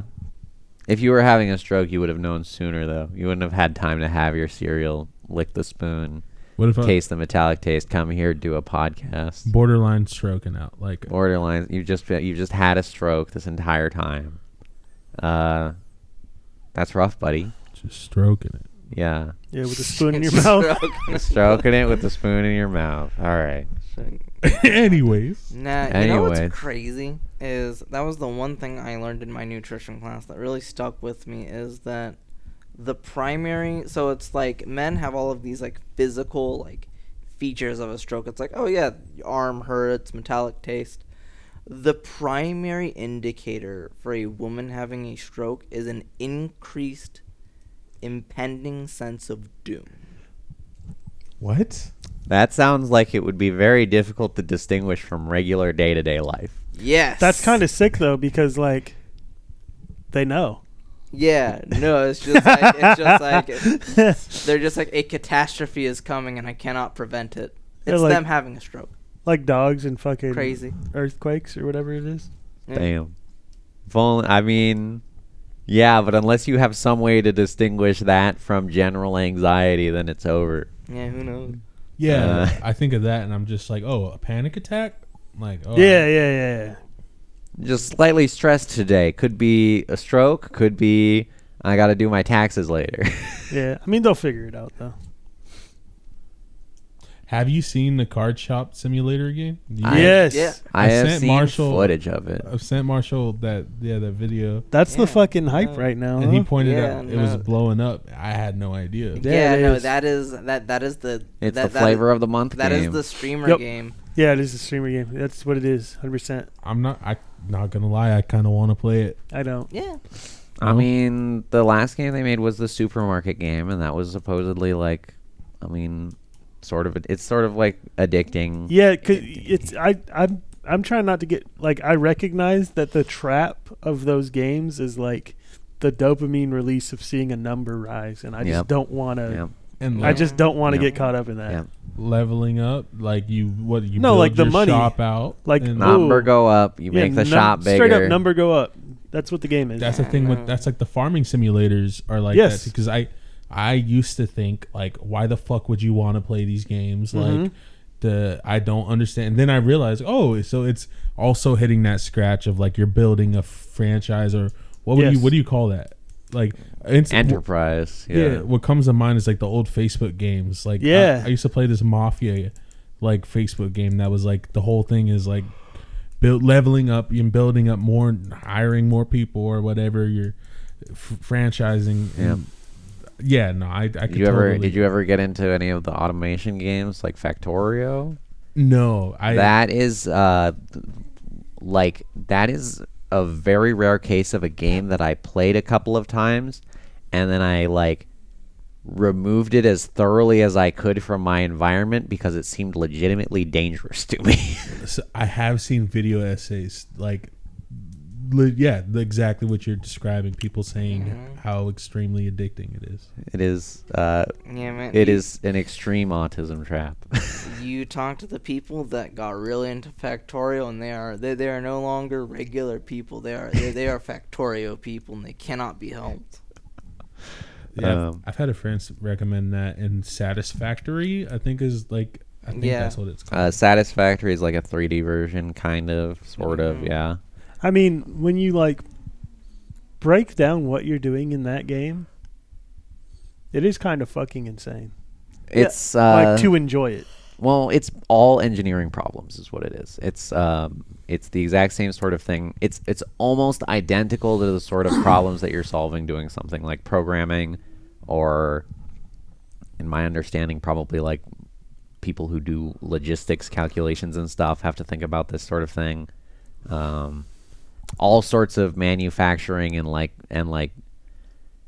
making stuff and pipelining stuff sort of jobs have to deal with object one can handle 2 widgets per second, and object 2 can handle 1.5 widgets per second. So if I have 4 of object 1, then I have an output of 8 widgets per second, and in order to handle 8 widgets I will need this many of object 2, and I need to be able to connect them at such a speed that at the rate that objects are passing through object 1, they have to make sure that the conveyor belts or the lines of connection don't get jammed.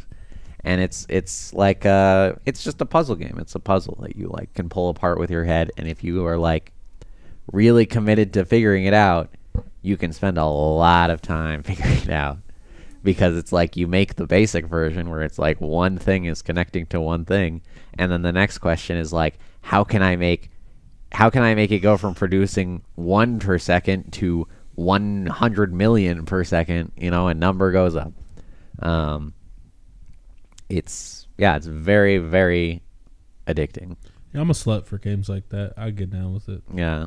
I'm a slut. I would say in general. You are a slut in general, Moose. Yeah, No. he's so deep in his slut era, it's insane. I'm not. No, you're just all No. talk, no I'm all walk. talk. Don't talk. He's Like, actually it's very all- chaste. it's all true. He's a individual. family man. Yeah, he's He's very a chaste phony. now. Yeah. He's big, just a fat poser, phony. lying, trying to fit in. That's why he says all this stuff. Not a big regular sex haver like the rest of us. Yeah, no. Fine. Yeah. No. I don't even know what that's like. Fighting in Womanizers local that orgies we are. for all Yeah. All the mad women that you get from being really good at Street Fighter. Yep. Anyways, we were going to talk about Mario Party, I think. Yeah. Also, How the fuck what happened? Holy shit. Yeah, no. Mario Party conversation went crazy. I professed to sucking on Gundam toes, and we got there. We got there. Yeah. Yeah? Yeah, and then basically that's the new Mario Party. It's fucking, I love it. I'm excited. How much more have you played it since Thursday? Not at all. I mean, I'm not even the night we were gonna play. We played D&D yesterday. I was like, "Fuck! I really want to play Mario Party." Mm-hmm. We gotta play. Yeah. There's fun, there's a lot of things to juggle nowadays. It feels like. Yeah, no, I mean, I hung out with you guys 4 out of 7 days this week, so. Yeah, Mhm. no, it was a busy week. Yeah. As far as the local community goes. Yeah, dude, I'm fucking tired today. Yeah. Yeah. No, So kidding. work was crazy. I was just so tired. I hate you guys. Yeah. Yeah, dude, you guys really drained Yeah, my fucking life no. essence, dude. Yeah, no, God. I like you guys. I keep having to hang out with all these people. I know. I could go back to the days when I sat alone in my room playing video games all day. Yeah. Being scared of Factorio. Being scared of Factorio. No. I'm not scared of Factorio. scared of what it It's like when represents. you do a drug once and you go, wow, that's bad. I don't want to get addicted to that, and you never touch it again. Pussy.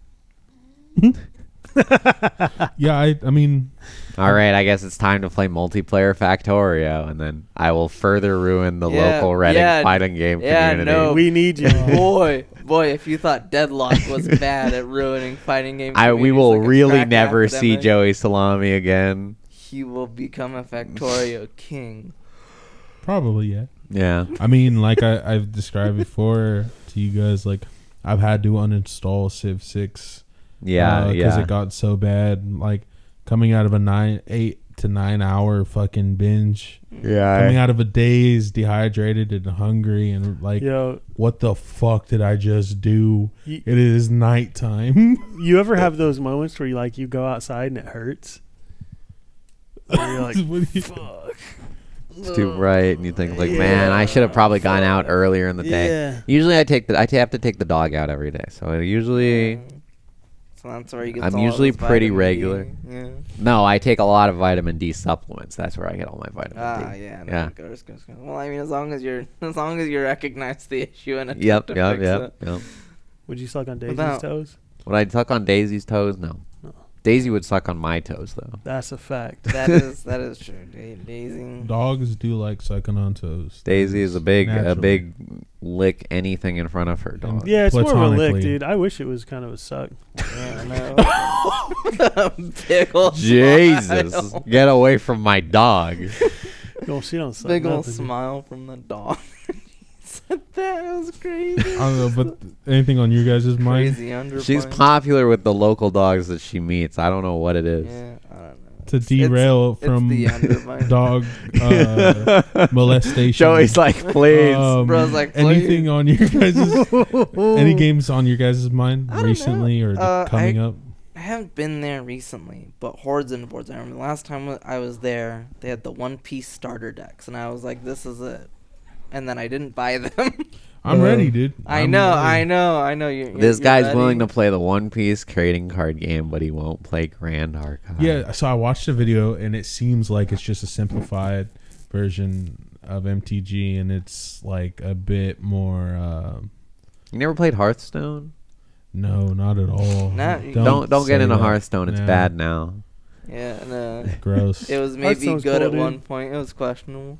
All the card games are cool. Yeah. It was at the very least like simple and kind of clean when it started. That's one of the things I do wish I looked into. That hoping that there was some format of like One Piece online or something, so I could get a feel for it before I go and spend money on a fucking deck or. Yeah. I guess you could just print it out, right? Like that's You obviously can a do print thing. and play. I mean, a starter deck is probably like $15. Yeah. Oh. The Pokemon is like the least like Expensive. no, but like it's I have the least desire to get into it, but it's so alluring. The fact that you could just buy a pack and then scan a thing and then you get the pack Yeah. in the thing. Right? That seems like a good system. What do you That's mean? a great. What? So Pokemon cards, Pokemon's digital trading card game. You can explain it. Yeah, if you buy a physical pack, Mhm. you own that pack now on the online, like you could scan it But it's not and going you to be. get those cards. Oh, it's going to be the cards. It's in gonna the be pack. those cards, yeah. That is fucking sick. Yeah, it's sick. So your collection, your physical collection, and your online collection are identical. That is so sick. Yeah. I never. I That's didn't crazy. know. I didn't know it was the same cards. I thought it just Yeah, are you redeemed sure it it's for the a same pack. card? It's the same cards because you're not scanning the pack like outside. Well, you know what? I'm just gonna. Well, it's just a QR code that it's like oh yeah, you redeem it for like a pack in the digital. Yeah, I thought that was all you got. That I'm gonna does leave seem- myself room to be wrong. and That does just- seem. Now that I think about it, that would be pretty. Like that that would be that exploited seems li- really fast. Actually, yeah, that's true. Well, I That- mean, that just you'd have it seems on like- a database, but yeah. It'd be really hard to do in a factory setting, and like yeah. it would be weird, especially like in a margin for error. Like, what if someone gets the wrong QR code in their pack? or mad I about think like, how does that stop employees at all from like knowing there's like a really expensive card or in general, like I don't know, the Yeah. situation. I arise. mean, what stops casino employees Yeah. from rigging the machine to get the jackpot for themselves? Regulations mostly. Coding like blocks and regulation. There usually you go. is- There's your answer. Okay. Yeah, but card games aren't regulated. Well, card games That's the aren't. I beauty mean, of but coding blocks probably stop more people than the regulations. I suspect if somebody could try to do it at a as a casino employee, they definitely would. Yeah. Maybe. Yeah. Instantly, I think like. Do you guys ever heard about like the McDonald's raffle like that? Do you know about that story? Yeah. That sounds familiar. I don't know the story. It was like an employee was basically grifting the whole thing, right? Yeah, I don't remember if it was like a Monopoly, like McDonald's Monopoly. McDonald's Monopoly was sick as fuck. But there was like a franchisee or something where somebody who had direct access where they were like rigging it, like they had it set up for somebody to receive and the like when to get access to whatever, like all the pieces you needed or. God, this is terrible paraphrasing. I feel I kind of have no idea what's happening. You're saying a fuckload of words. Sounds like right somebody rigged a raffle by taking advantage of their position. Yeah. Yeah. No, you get it. You can Google McDonald's raffle. I'm sure I can Google McDonald's Rule raffle. 34 to find out more. Yeah. McDonald's Exactly. raffle inflation. I want to see a coupon Rule getting 34. fucked. Yeah. Rule 34. Yeah. Because they inflated the number of votes that they had for their inflation. friends. Yeah, that's the reason that keyword Recount the came vote. up. Yeah. Yeah. What about you, Moose? Do you want to? And it was they were breaking. It was Rule 34 of the McDonald's like law that says you can't cheat on the raffle. Dude. I want to talk about inflation. Oh, I figured you wanted to talk about Dark Souls again. Oh, I could always talk about Dark Souls. That's what I'm Did saying. you ever- Do you fucking play any other games that aren't Dark Souls? Did you end up playing Elden Ring DLC? I don't know if we had that. Oh yeah, conversation. dude. Oh, dude. Oh my God, I can get into that. I mean, this is like a personal sob story. Did you see a cool I can get berserk into that. reference in the Every the 5 DLC yet? seconds. Yeah, see.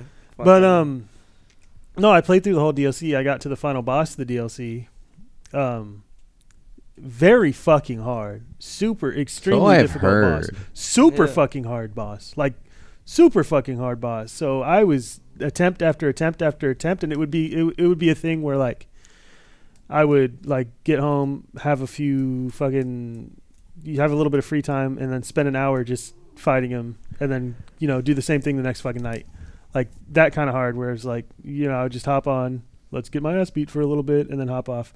But there was one night where I was playing fucking Elden Ring, and then my buddy calls me up and is like, "Hey, let's play Third Strike." I'm a dumbass, so I just plug my shit in to my laptop, and I'm just playing Third Strike. At an hour later, I look behind me, and my like Elden Ring main menu is on my saves, and they're all fucking deleted. Damn. What? All of them. And I'm like, this can't be real. Like I pressed like buttons in a sequence to delete every fucking save I have while playing Third Strike. That's fucking crazy. And like I went through like denial. I was like, no way. Your Something's controller going was on. able to connect to 2 things at once. Yeah, PlayStation, baby. Fucking That seems And- like a bad feature. that just sucks. Yeah, it sucks. No. Well, keep in mind he has like the most scuffed PS5 controller known to man. Oh, Yeah, okay. no. Constantly having problems. No, it's Like, all your guys' shit. This Who knows? Who knows if this is like Damn it. At Sound some point, stealing, connecting to devices. at some point it disconnected and connected to his PS5 or some scuffed. Nah, dude, I was mid set and I noticed. Was it like That's moving? brutal. It sucked dick. It sucked so much dick. Yeah, like character with like 200 plus hours, another character with like 55. Damn. Comically, there was one save file left with 30 minutes logged into it. That's all I had. That's crazy. That Yeah. sucks. That's like a divine intervention situation. It's fucked up. So yeah, I've officially never beat the last boss of the DLC. You probably never will. I I'm was not curious fucking- if you decided to run that back. I mean, I've made another character since then, but But Can't the you- spark is gone, yeah. yeah, the spark is absolutely Defeated. gone because the like I did a full run through where it's like I'm fucking scouring every corner and collecting every single fucking item like in the game. And that's what I did, and So- that is lost. And I'm I not mean, doing that again. Hypothetically, you could like load it on PC, use like a trainer or mods to get you as close as you were to like what you were at, where you were in the story or whatever, right? Like you could do that. Yeah. You know, I guess it's probably too late now for you to like check your cloud saves. No, I did all that. Yeah. Uh, No, dude. I wanted to fucking cry. I was like Damn. sad. But on another Maybe point, that was the real Berserk reference. exactly. I was going to say like, how has reading Berserk, like how has it been going with the? Cause for me, it was kind of a mind fuck, a little bit seeing like all the. Obviously, seeing like the crossroads in between, like the references, the design, the like Between, like so fucking much of it. Between like FromSoft content and Berserk. Yeah, No, I probably bring this up to Marshall like every time I see him. Where I was like, yeah, this was a Berserk reference the whole time. This was a Berserk reference the whole time. And like it's so like they're so unashamed like about it too, where they'll just pull it directly from the series. Yeah, no, by far the funniest one to me of all time is Melania and Farnese. It's just like so egregiously like barefaced. They're like, yeah. Yeah, but wait, what? Melania's just wearing like the helmet Farnese wears. Holy shit! I didn't even realize the same, that. dude. In like It's the in same. like Conviction, it is so like bare, like just like ass bent over, exposed, obvious, not trying to hide anything about it. He very It's much comedic. does that, but like he doesn't do it in a dickhead way. Miyazaki's No. good about it, where he's like, where people will ask him, he'll be like, yeah, that's for Berserk. I like Berserk. Yeah, no. nothing really wrong with saying that. Yeah. No, he's just like, yeah, no, just really like this Berserk aesthetic. Also like me Poison Swamps. What about it? Imitation is the greatest form of flattery. No, that motherfucker likes Berserk. Every single game Yeah. he's ever made Yeah. has something Berserk-ish about it. Even the one that he did in the Japanese setting. There's Berserk references in there. Well, there's a lot of crazy stuff in Sekiro. Sekiro's awesome. My favorite reference being the horse, the horse and the rape horse. Mr. Acorns himself. Is there a rape horse in one of the FromSoft games? What's the horse's name? What the fuck are you talking about? What are you? I'm really trying to think, and I feel like I'm getting trolled. Elton. What's the horse's name in Elden Ring? I forgot. What's You talking about Torrent? Torrent? Yeah. Why is he rape horse? Yeah. No, he's not really about Well, that. Radon, the horse Radon rides. That's a donkey. Just And who's he raped? what? It's just so funny to me. Oh, you. So on point. What? One of the demigods rides a donkey. Like it's really Oh, like it's not. yeah. Just like yeah, no, that really is Farnese is like. I oh, thought you were like, going it's to. I thought you were going to illuminate whatever connection Joey is trying to make because Oh I'm no, I feel like I'm mystified. There's just a horse in Elden Ring. What the fuck? Yeah, no, that's the reference. Is that there's a horse in Elden Ring and there's a horse in Berserk. Yeah. Oh, okay. Oh, okay, yeah. And they're both Man rapists. horse. No. This is crazy. When does Torrent rape people?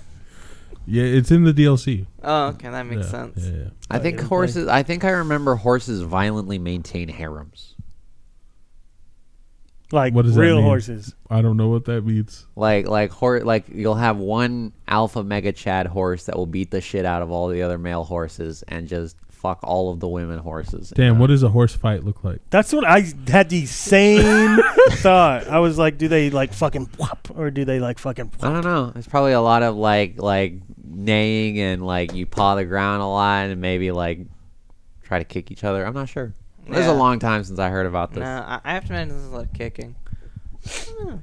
You usually don't want to get to the point of kicking. It's like that's the whole thing with animals is that you do a lot of posturing so that you don't have to beat the heck out of each other. Because Yeah. if you win but the other guy breaks your leg, then you die anyways. So. Yeah, no, the animal healthcare system is awful. Yeah, it's I'll kind go of like You over do for you. not survive injuries very well. I'll go Yeah. fight a horse, tell you what he does. Okay, go for it.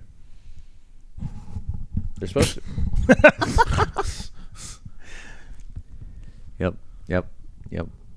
All I gotta say is, man, watch out for these horses out here. That's Horses one thing need I to learned watch from out for Berserk. me, dude. I He's dare also Rape Horse to pull up, dude. Yeah. Rape horse in the 1v1. Who wins? Who rapes the rape horse? Yeah, I'll start raping Who you hard. watches Dude. the rape horse, you know? Who watches the watch one? Oh These are my good God. questions to ask. Lincoln. Who rapes the rape horse? Yeah, who rapes the rape horse? Who watches the rape of the rape horse? Who watches the watch? I'm not watching Watches any the of Watcher. this. You're not watching the rape of rape I'm gonna horse? fucking No, channel orange. you. especially if it's Moose doing the raping. Yeah, that's true. I'll be. I I'll light a candle, dude. I won't be Dude, barbaric no about way. it. Dude, that rape horse will fucking rip you a new one, man. There's no way. Dude, with his dick exposed like that. Yeah, dude. That's a Oh. weapon, man. That I don't know that panel. I would use it to get up. He would That is a simply good point. hoist That is a good himself point. You know what I mean? off the. That's crazy. I can't believe we're power scaling Moose against rape horse. That's what I'm doing with my morning. All right. Yeah. Hell yeah. Lincoln, you been playing anything new? I don't think I've played it in the past week because there's been this Deadlock game that's been distracting me. But before Deadlock, I was trying to play through Doom 2016, and that's been all right. You know, It's a modern classic, some say. so yeah, it's pretty popular. It's all right. Is my opinion. It's interesting because there's like the contingency of people that really like Doom 2016 over Doom Eternal. Like some people really I haven't do played not. any of the other ones. This is Yeah, the first no. Doom game I've played. In general, Yeah. that's crazy. No, I'm terribly uneducated. I'm a big faker. Yeah. No, yeah. One of the things like, so I can complain about it, or well, so like one of the things I've been thinking about a lot playing the game is that like the way that Doom works is it's like, you got the high octane killing demons, and then part of the time you're running around a map, and there's like a lot of stuff hidden around the map, like loot and secrets. That and, is and what I remember about that unlockables game and is like things. an annoying amount of collectibles. It's like you're sorta kind of wanna find. playing a collectathon. Yeah, legitimate secrets too. Yeah. Yes, and they're very hidden. Some of them are very hidden. Mm-hmm. Kind I of was annoying because like the weapons want you to find the collectibles. Yes. Well, that's Yes. like the OG, right? Immediately, I think that's Yeah. the OG Doom Yeah, too, yeah, huh? yeah. Well, I think well, my understanding is that the original Doom was ammo, health, and armor were the main things that you found. Yeah. I don't know if there were like, did you get weapon upgrades? I thought Yeah, there were. so there was like Yeah. secrets. Yeah. There was like level Yeah. secrets. I and will shit. shut my mouth. Yeah, so it's well the thing that I've been like really kind of I've been playing through, and you've got these collectibles and you've got the game, and like I'm kind of trying to figure out the point at which I'm supposed to stop trying to collect things, because most of the time, if there's a bar on my screen that says there's 8 collectibles in this stage, I will go and try to find all of Yes.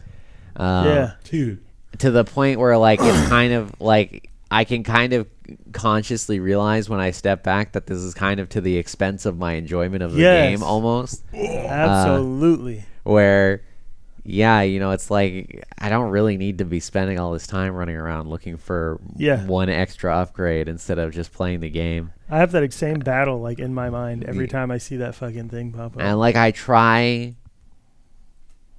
It's funny because I don't know if it's I haven't thought about it, or I haven't like studied it enough to think about if this is a conscious design decision by the developers or just like the way the levels are structured somehow, where I will say like I'll focus on the critical path, and then I always end up like, you kill demons, you drift off, and you end up exploring something or like backtracking to check that you didn't miss anything, and then you go back, and then you kill demons, and then you backtrack. Well, I recognize that as like an urge within me to like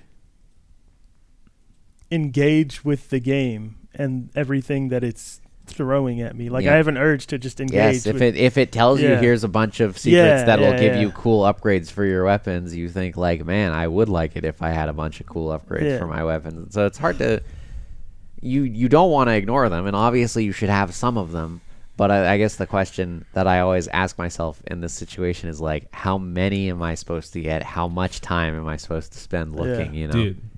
Yeah. So immediately, I've been replaying StarCraft 2, like just the campaign, and it has a similar mechanic, being like, for example, like one of the first missions I was just playing the other day was like you have to find 6, like I think they're called Diamondbacks or something. they have the optional objectives, right? Yeah, and you get like 3, like whatever, like Protoss research. Yeah. You get the points. They give you new units, and the new units are all cool. Yeah, and then that part hits my brain. You finish the screen and like, yeah, good job. It gives you the success screen, and then you see the achievements of like what you missed out on, and the bonus objectives you didn't hit, and that resonates with me so much. Mm-hmm. And on another note, the double dip, man, do I got the game for you if you are damaged in the same way I am, is fucking neon white. Oh my god. Like, we all got to get on that. I'm dead serious. I saw some gameplay footage of it. It seemed cool. Like, but just, I keep saying this every time me and Matt talk about it, but just the aspect of like all your friends' times competing with your friends are displayed right there. That does seem fun. Yeah, it's sick. Yeah, I guess I'm curious. It would be interesting. I would play it. That part is cool. From like, I'm just imagining, 'cause I haven't been there yet. We got to do that for sure. But like, from that standpoint of like the collectibles, and from like striving to like, you don't want to leave a stone unturned. It's like, as far as like the facet of like what you rank on that level, from the standpoint of like going for, what is it, like the platinum, or that's what it's called, right? The platinum rankings, as far as the time, or even like the you find like gifts or the collectible mechanic within the levels, which like requires like weird like usage of your card discards, and like the it's getting progressively like more and more difficult to reach where these collectibles are on like on the platform within the level and shit. And it's just so perfect. I hate the dialogue fucking sucks, but like, but then we're talking about neon white. I was a little confused because I was still picturing StarCraft. No, but also the also like optimizing too, in the sense of like getting all those, but also optimizing in the sense of like, how do I do all that without like needing to pick up as many resources? Like let's see how many resources I could skip so I can get a better time, while also collecting all that. It's pretty cool. Yeah. I mean, does neon white not give you like a separate run for time versus for finding stuff? Yeah, it like if you find the stuff in one run and then you can't just go back and play it again for the time, ignoring the objectives or ignoring the side objectives. Pretty sure. No? It definitely is like a separate. Or they're separate categories. I'm pretty sure. Like there's at a certain. Yeah, like it's like a lot of the collectibles. It's a separate run. Oh, okay. There's like that side, that there's the half that is like the speed running and the times. The other half is like disregard the timer, and you're usually have to go out of your way. You're not using a lot of items. You're having to save them up to figure out how to get up there. You discard. That's the resource management part of like the collectible. Mm-hmm. I get what Gary. Yeah. Okay. Yeah. Anyways, what about you, Marsh? We already asked. We asked Marsh once already. No. He started in on the One Piece card game, and then we derailed it really hard. Well, oh my god. Nah, I was just like, yeah, man, I was thinking about the One Piece card game. No, the game I played most recently was I'm back on my DC Comics era. So I got a free copy of Gotham Knights, which I personally think got a pretty bad rap. I've been playing it. I've been doing a run as the Red Hood through it, and it's been very enjoyable, actually. What is it? Which one is Gotham Knights? There was the like, okay, you know how they had the Avengers game, where like it was like a thing where you like leveled up characters. This is like the new Arkham game, with that kinda system where you like pick a character, level it up, be multiplayer, like service. I think I do like service remember game. hearing about that. Yeah, Live no. service game. Yeah. No. What was interesting about this was that it was very obviously going to be a live service game, and then Nobody fucking played it. Well, yeah. no. You're thinking of a Suicide Squad. Okay, yeah. Which was launched as an actual live service game, and then no one played it. This was clearly a live service game that midway through development, someone panicked and was like, we cannot launch this as a live service. And they just ripped all of the live service guts out. Uh-huh. And then just launched it as a complete package instead. That makes That's me smart. want to play Nice. Which was interesting. But it's weird because there's still all these weird live servicey elements. Are you certain that it didn't launch as a live service game? I feel like I remember hearing about this. It never advertised as a live service. Huh. Maybe I am mixing it up with another game. Because there was a DC Comics live service game. There was the Suicide Squad game. Yeah, I have the impression that Gotham Knights is a live service game too. Nope. Yeah. You can play it entirely like single player, and like it's not a problem. You just can go through the story as is. Yet there's like a bit of side mission grinding, but like it's not like a super big deal. And, I've been espousing the new Absolute line pretty hard. Absolute Batman was a great read. Number 1. We've got number 2 on the way. Absolute Wonder Woman launches this week, which I'm pretty excited about. And the Joker 2. The Joker 2. What the fuck is that? I don't know, man. I was like, what does that have to do with the Absolute series? Unlike whatever is happening in the DC cinematography part, the DC Comics section is actually killing it. Uh-huh. Like Absolute Wonder Woman, she's gonna be like raised in hell or like the underworld, and now she's like coming out from it. She like wasn't raised in Themyscira. This whole like Absolute Batman stuff has been super interesting. His mom's still alive, which is interesting. His dad was like a public school teacher that got shot on a trip to a zoo. And he got during a public mass shooting. And he was able to like survive it by like hiding like with the bats or whatever. And then he ended up being like a civil engineer. Yeah, this is kind of the catch that drew me into it the most, is like, this is Batman not extremely rich. Yeah, no, this Batman is a broke ass bitch. Yeah.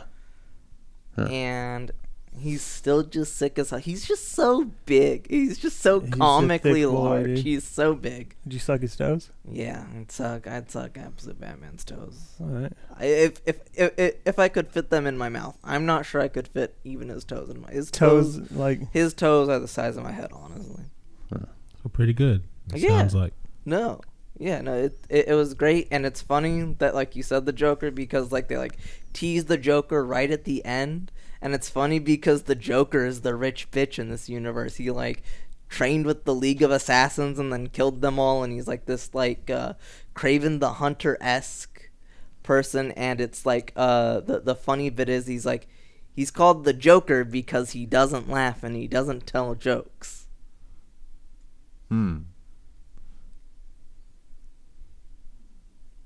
Weird. That seems like an odd way to choose a name.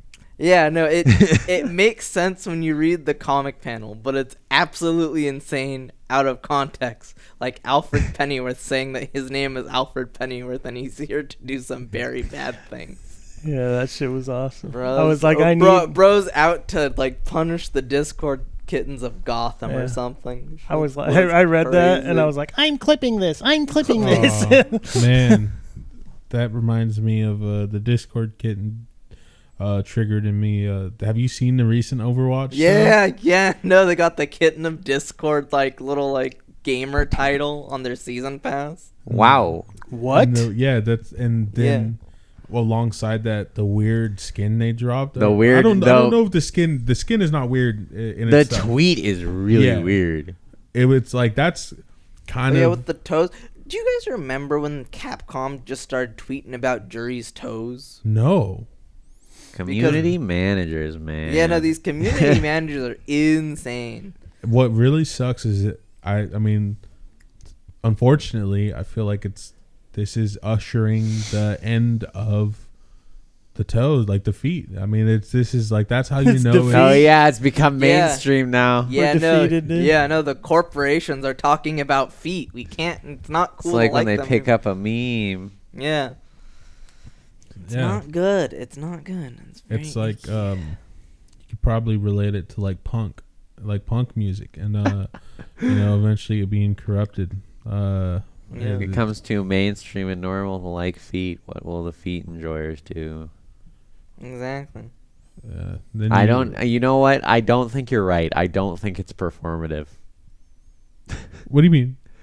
I mean, I think. I think these community managers really like feet. Oh no! I mean, I think that I don't think that it'll stop. I don't think that feet enjoyers will stop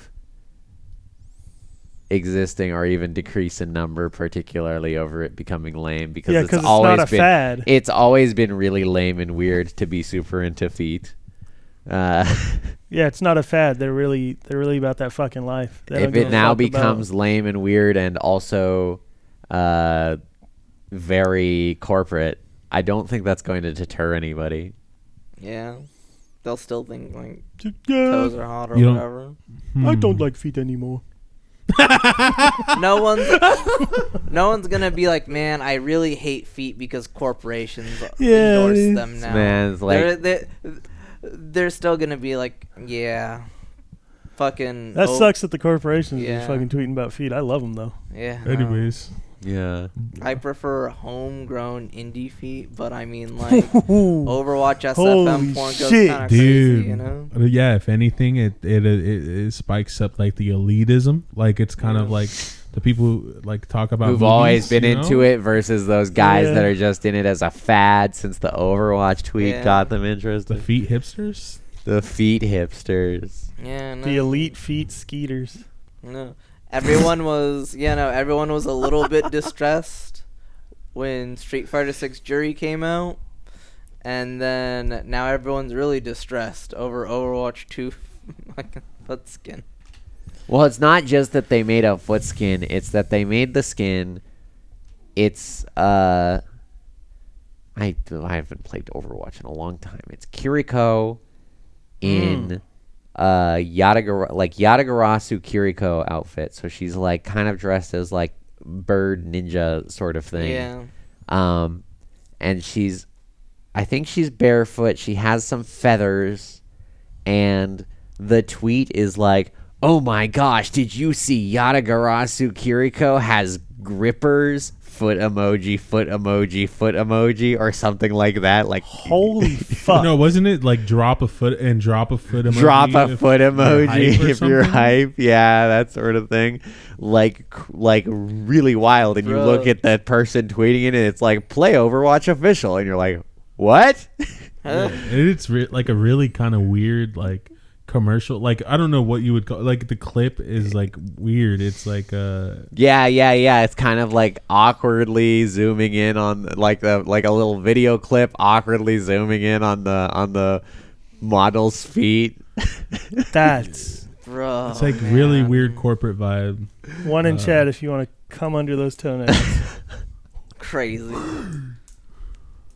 Is a mysterious. Again, Moose has never said something. Moose out has of never pocket. gone. No, Moose has never said anything out of pocket. Yeah. Yeah. He definitely can go more than 5 minutes at a time without saying anything strange. That's fucking vanilla. Yeah. Yeah, no, That was it's- vanilla. There you It's- go. It is. That was just some feet. stuff Maybe he between never friends. says anything strange. Maybe everything he says becomes normal. Creamy, Yeah. white, sticky, vanilla. Yeah. What? Yeah. After all this feet talk, I think it's time to go. I feel like I need to go play some Overwatch and watch some feet videos. Okay. So yeah, it's been a Do our transition for Yeah. us, Mr. Joey Salami. been a Would you good like one. to, one idea you might, would you like to plug anything? Do you have any, are you going to make any new videos this week? Is there anything people should, Yeah. yeah. should they come back next week and watch the podcast again on the same day? of whenever this gets uploaded. Yeah, be on the lookout. Feet tier list coming soon. And I'm not making a fucking feet tier list. I will kill board, myself dude. on stream. Before. We can do it together. Yeah. All right, Moose and Joey Salami will make a feet tier list. Yeah. The Overwatch character feet tier list. I don't even feel like I'm qualified. You just look at pictures of them. I know. A lot I of don't them even are like hot. feet that much. That's okay. You're know what I giving mean? an outsider opinion. Unlike just Joey stranding me? Salami, You're who just is gonna- very into feet. You're just stranding me. I'll here? do it. I don't feel like I'm the guy, but I'll do it. Now I'm just left alone. I thought we were in on this together. You could I ask have me to really- fix your plumbing too. I just can't promise I anything have impressive. I have roped you into making a feet tier list. I will watch it That's and leave crazy. a comment. You're getting farmed Wow. for content. That's nuts. I'm farming someone for content on his own channel. I don't even have Yeah. a real YouTube Getting farmed channel. for grippers, Exactly. dude. Grippers. I need to piss. That sounded I have like it hurt nothing to coming plug. out. All right, Marshall is going off to piss. Yeah, dude, I'm fucking tired. yeah, It's 5 That's in the it. morning. that's it. We're done. I'm shocked.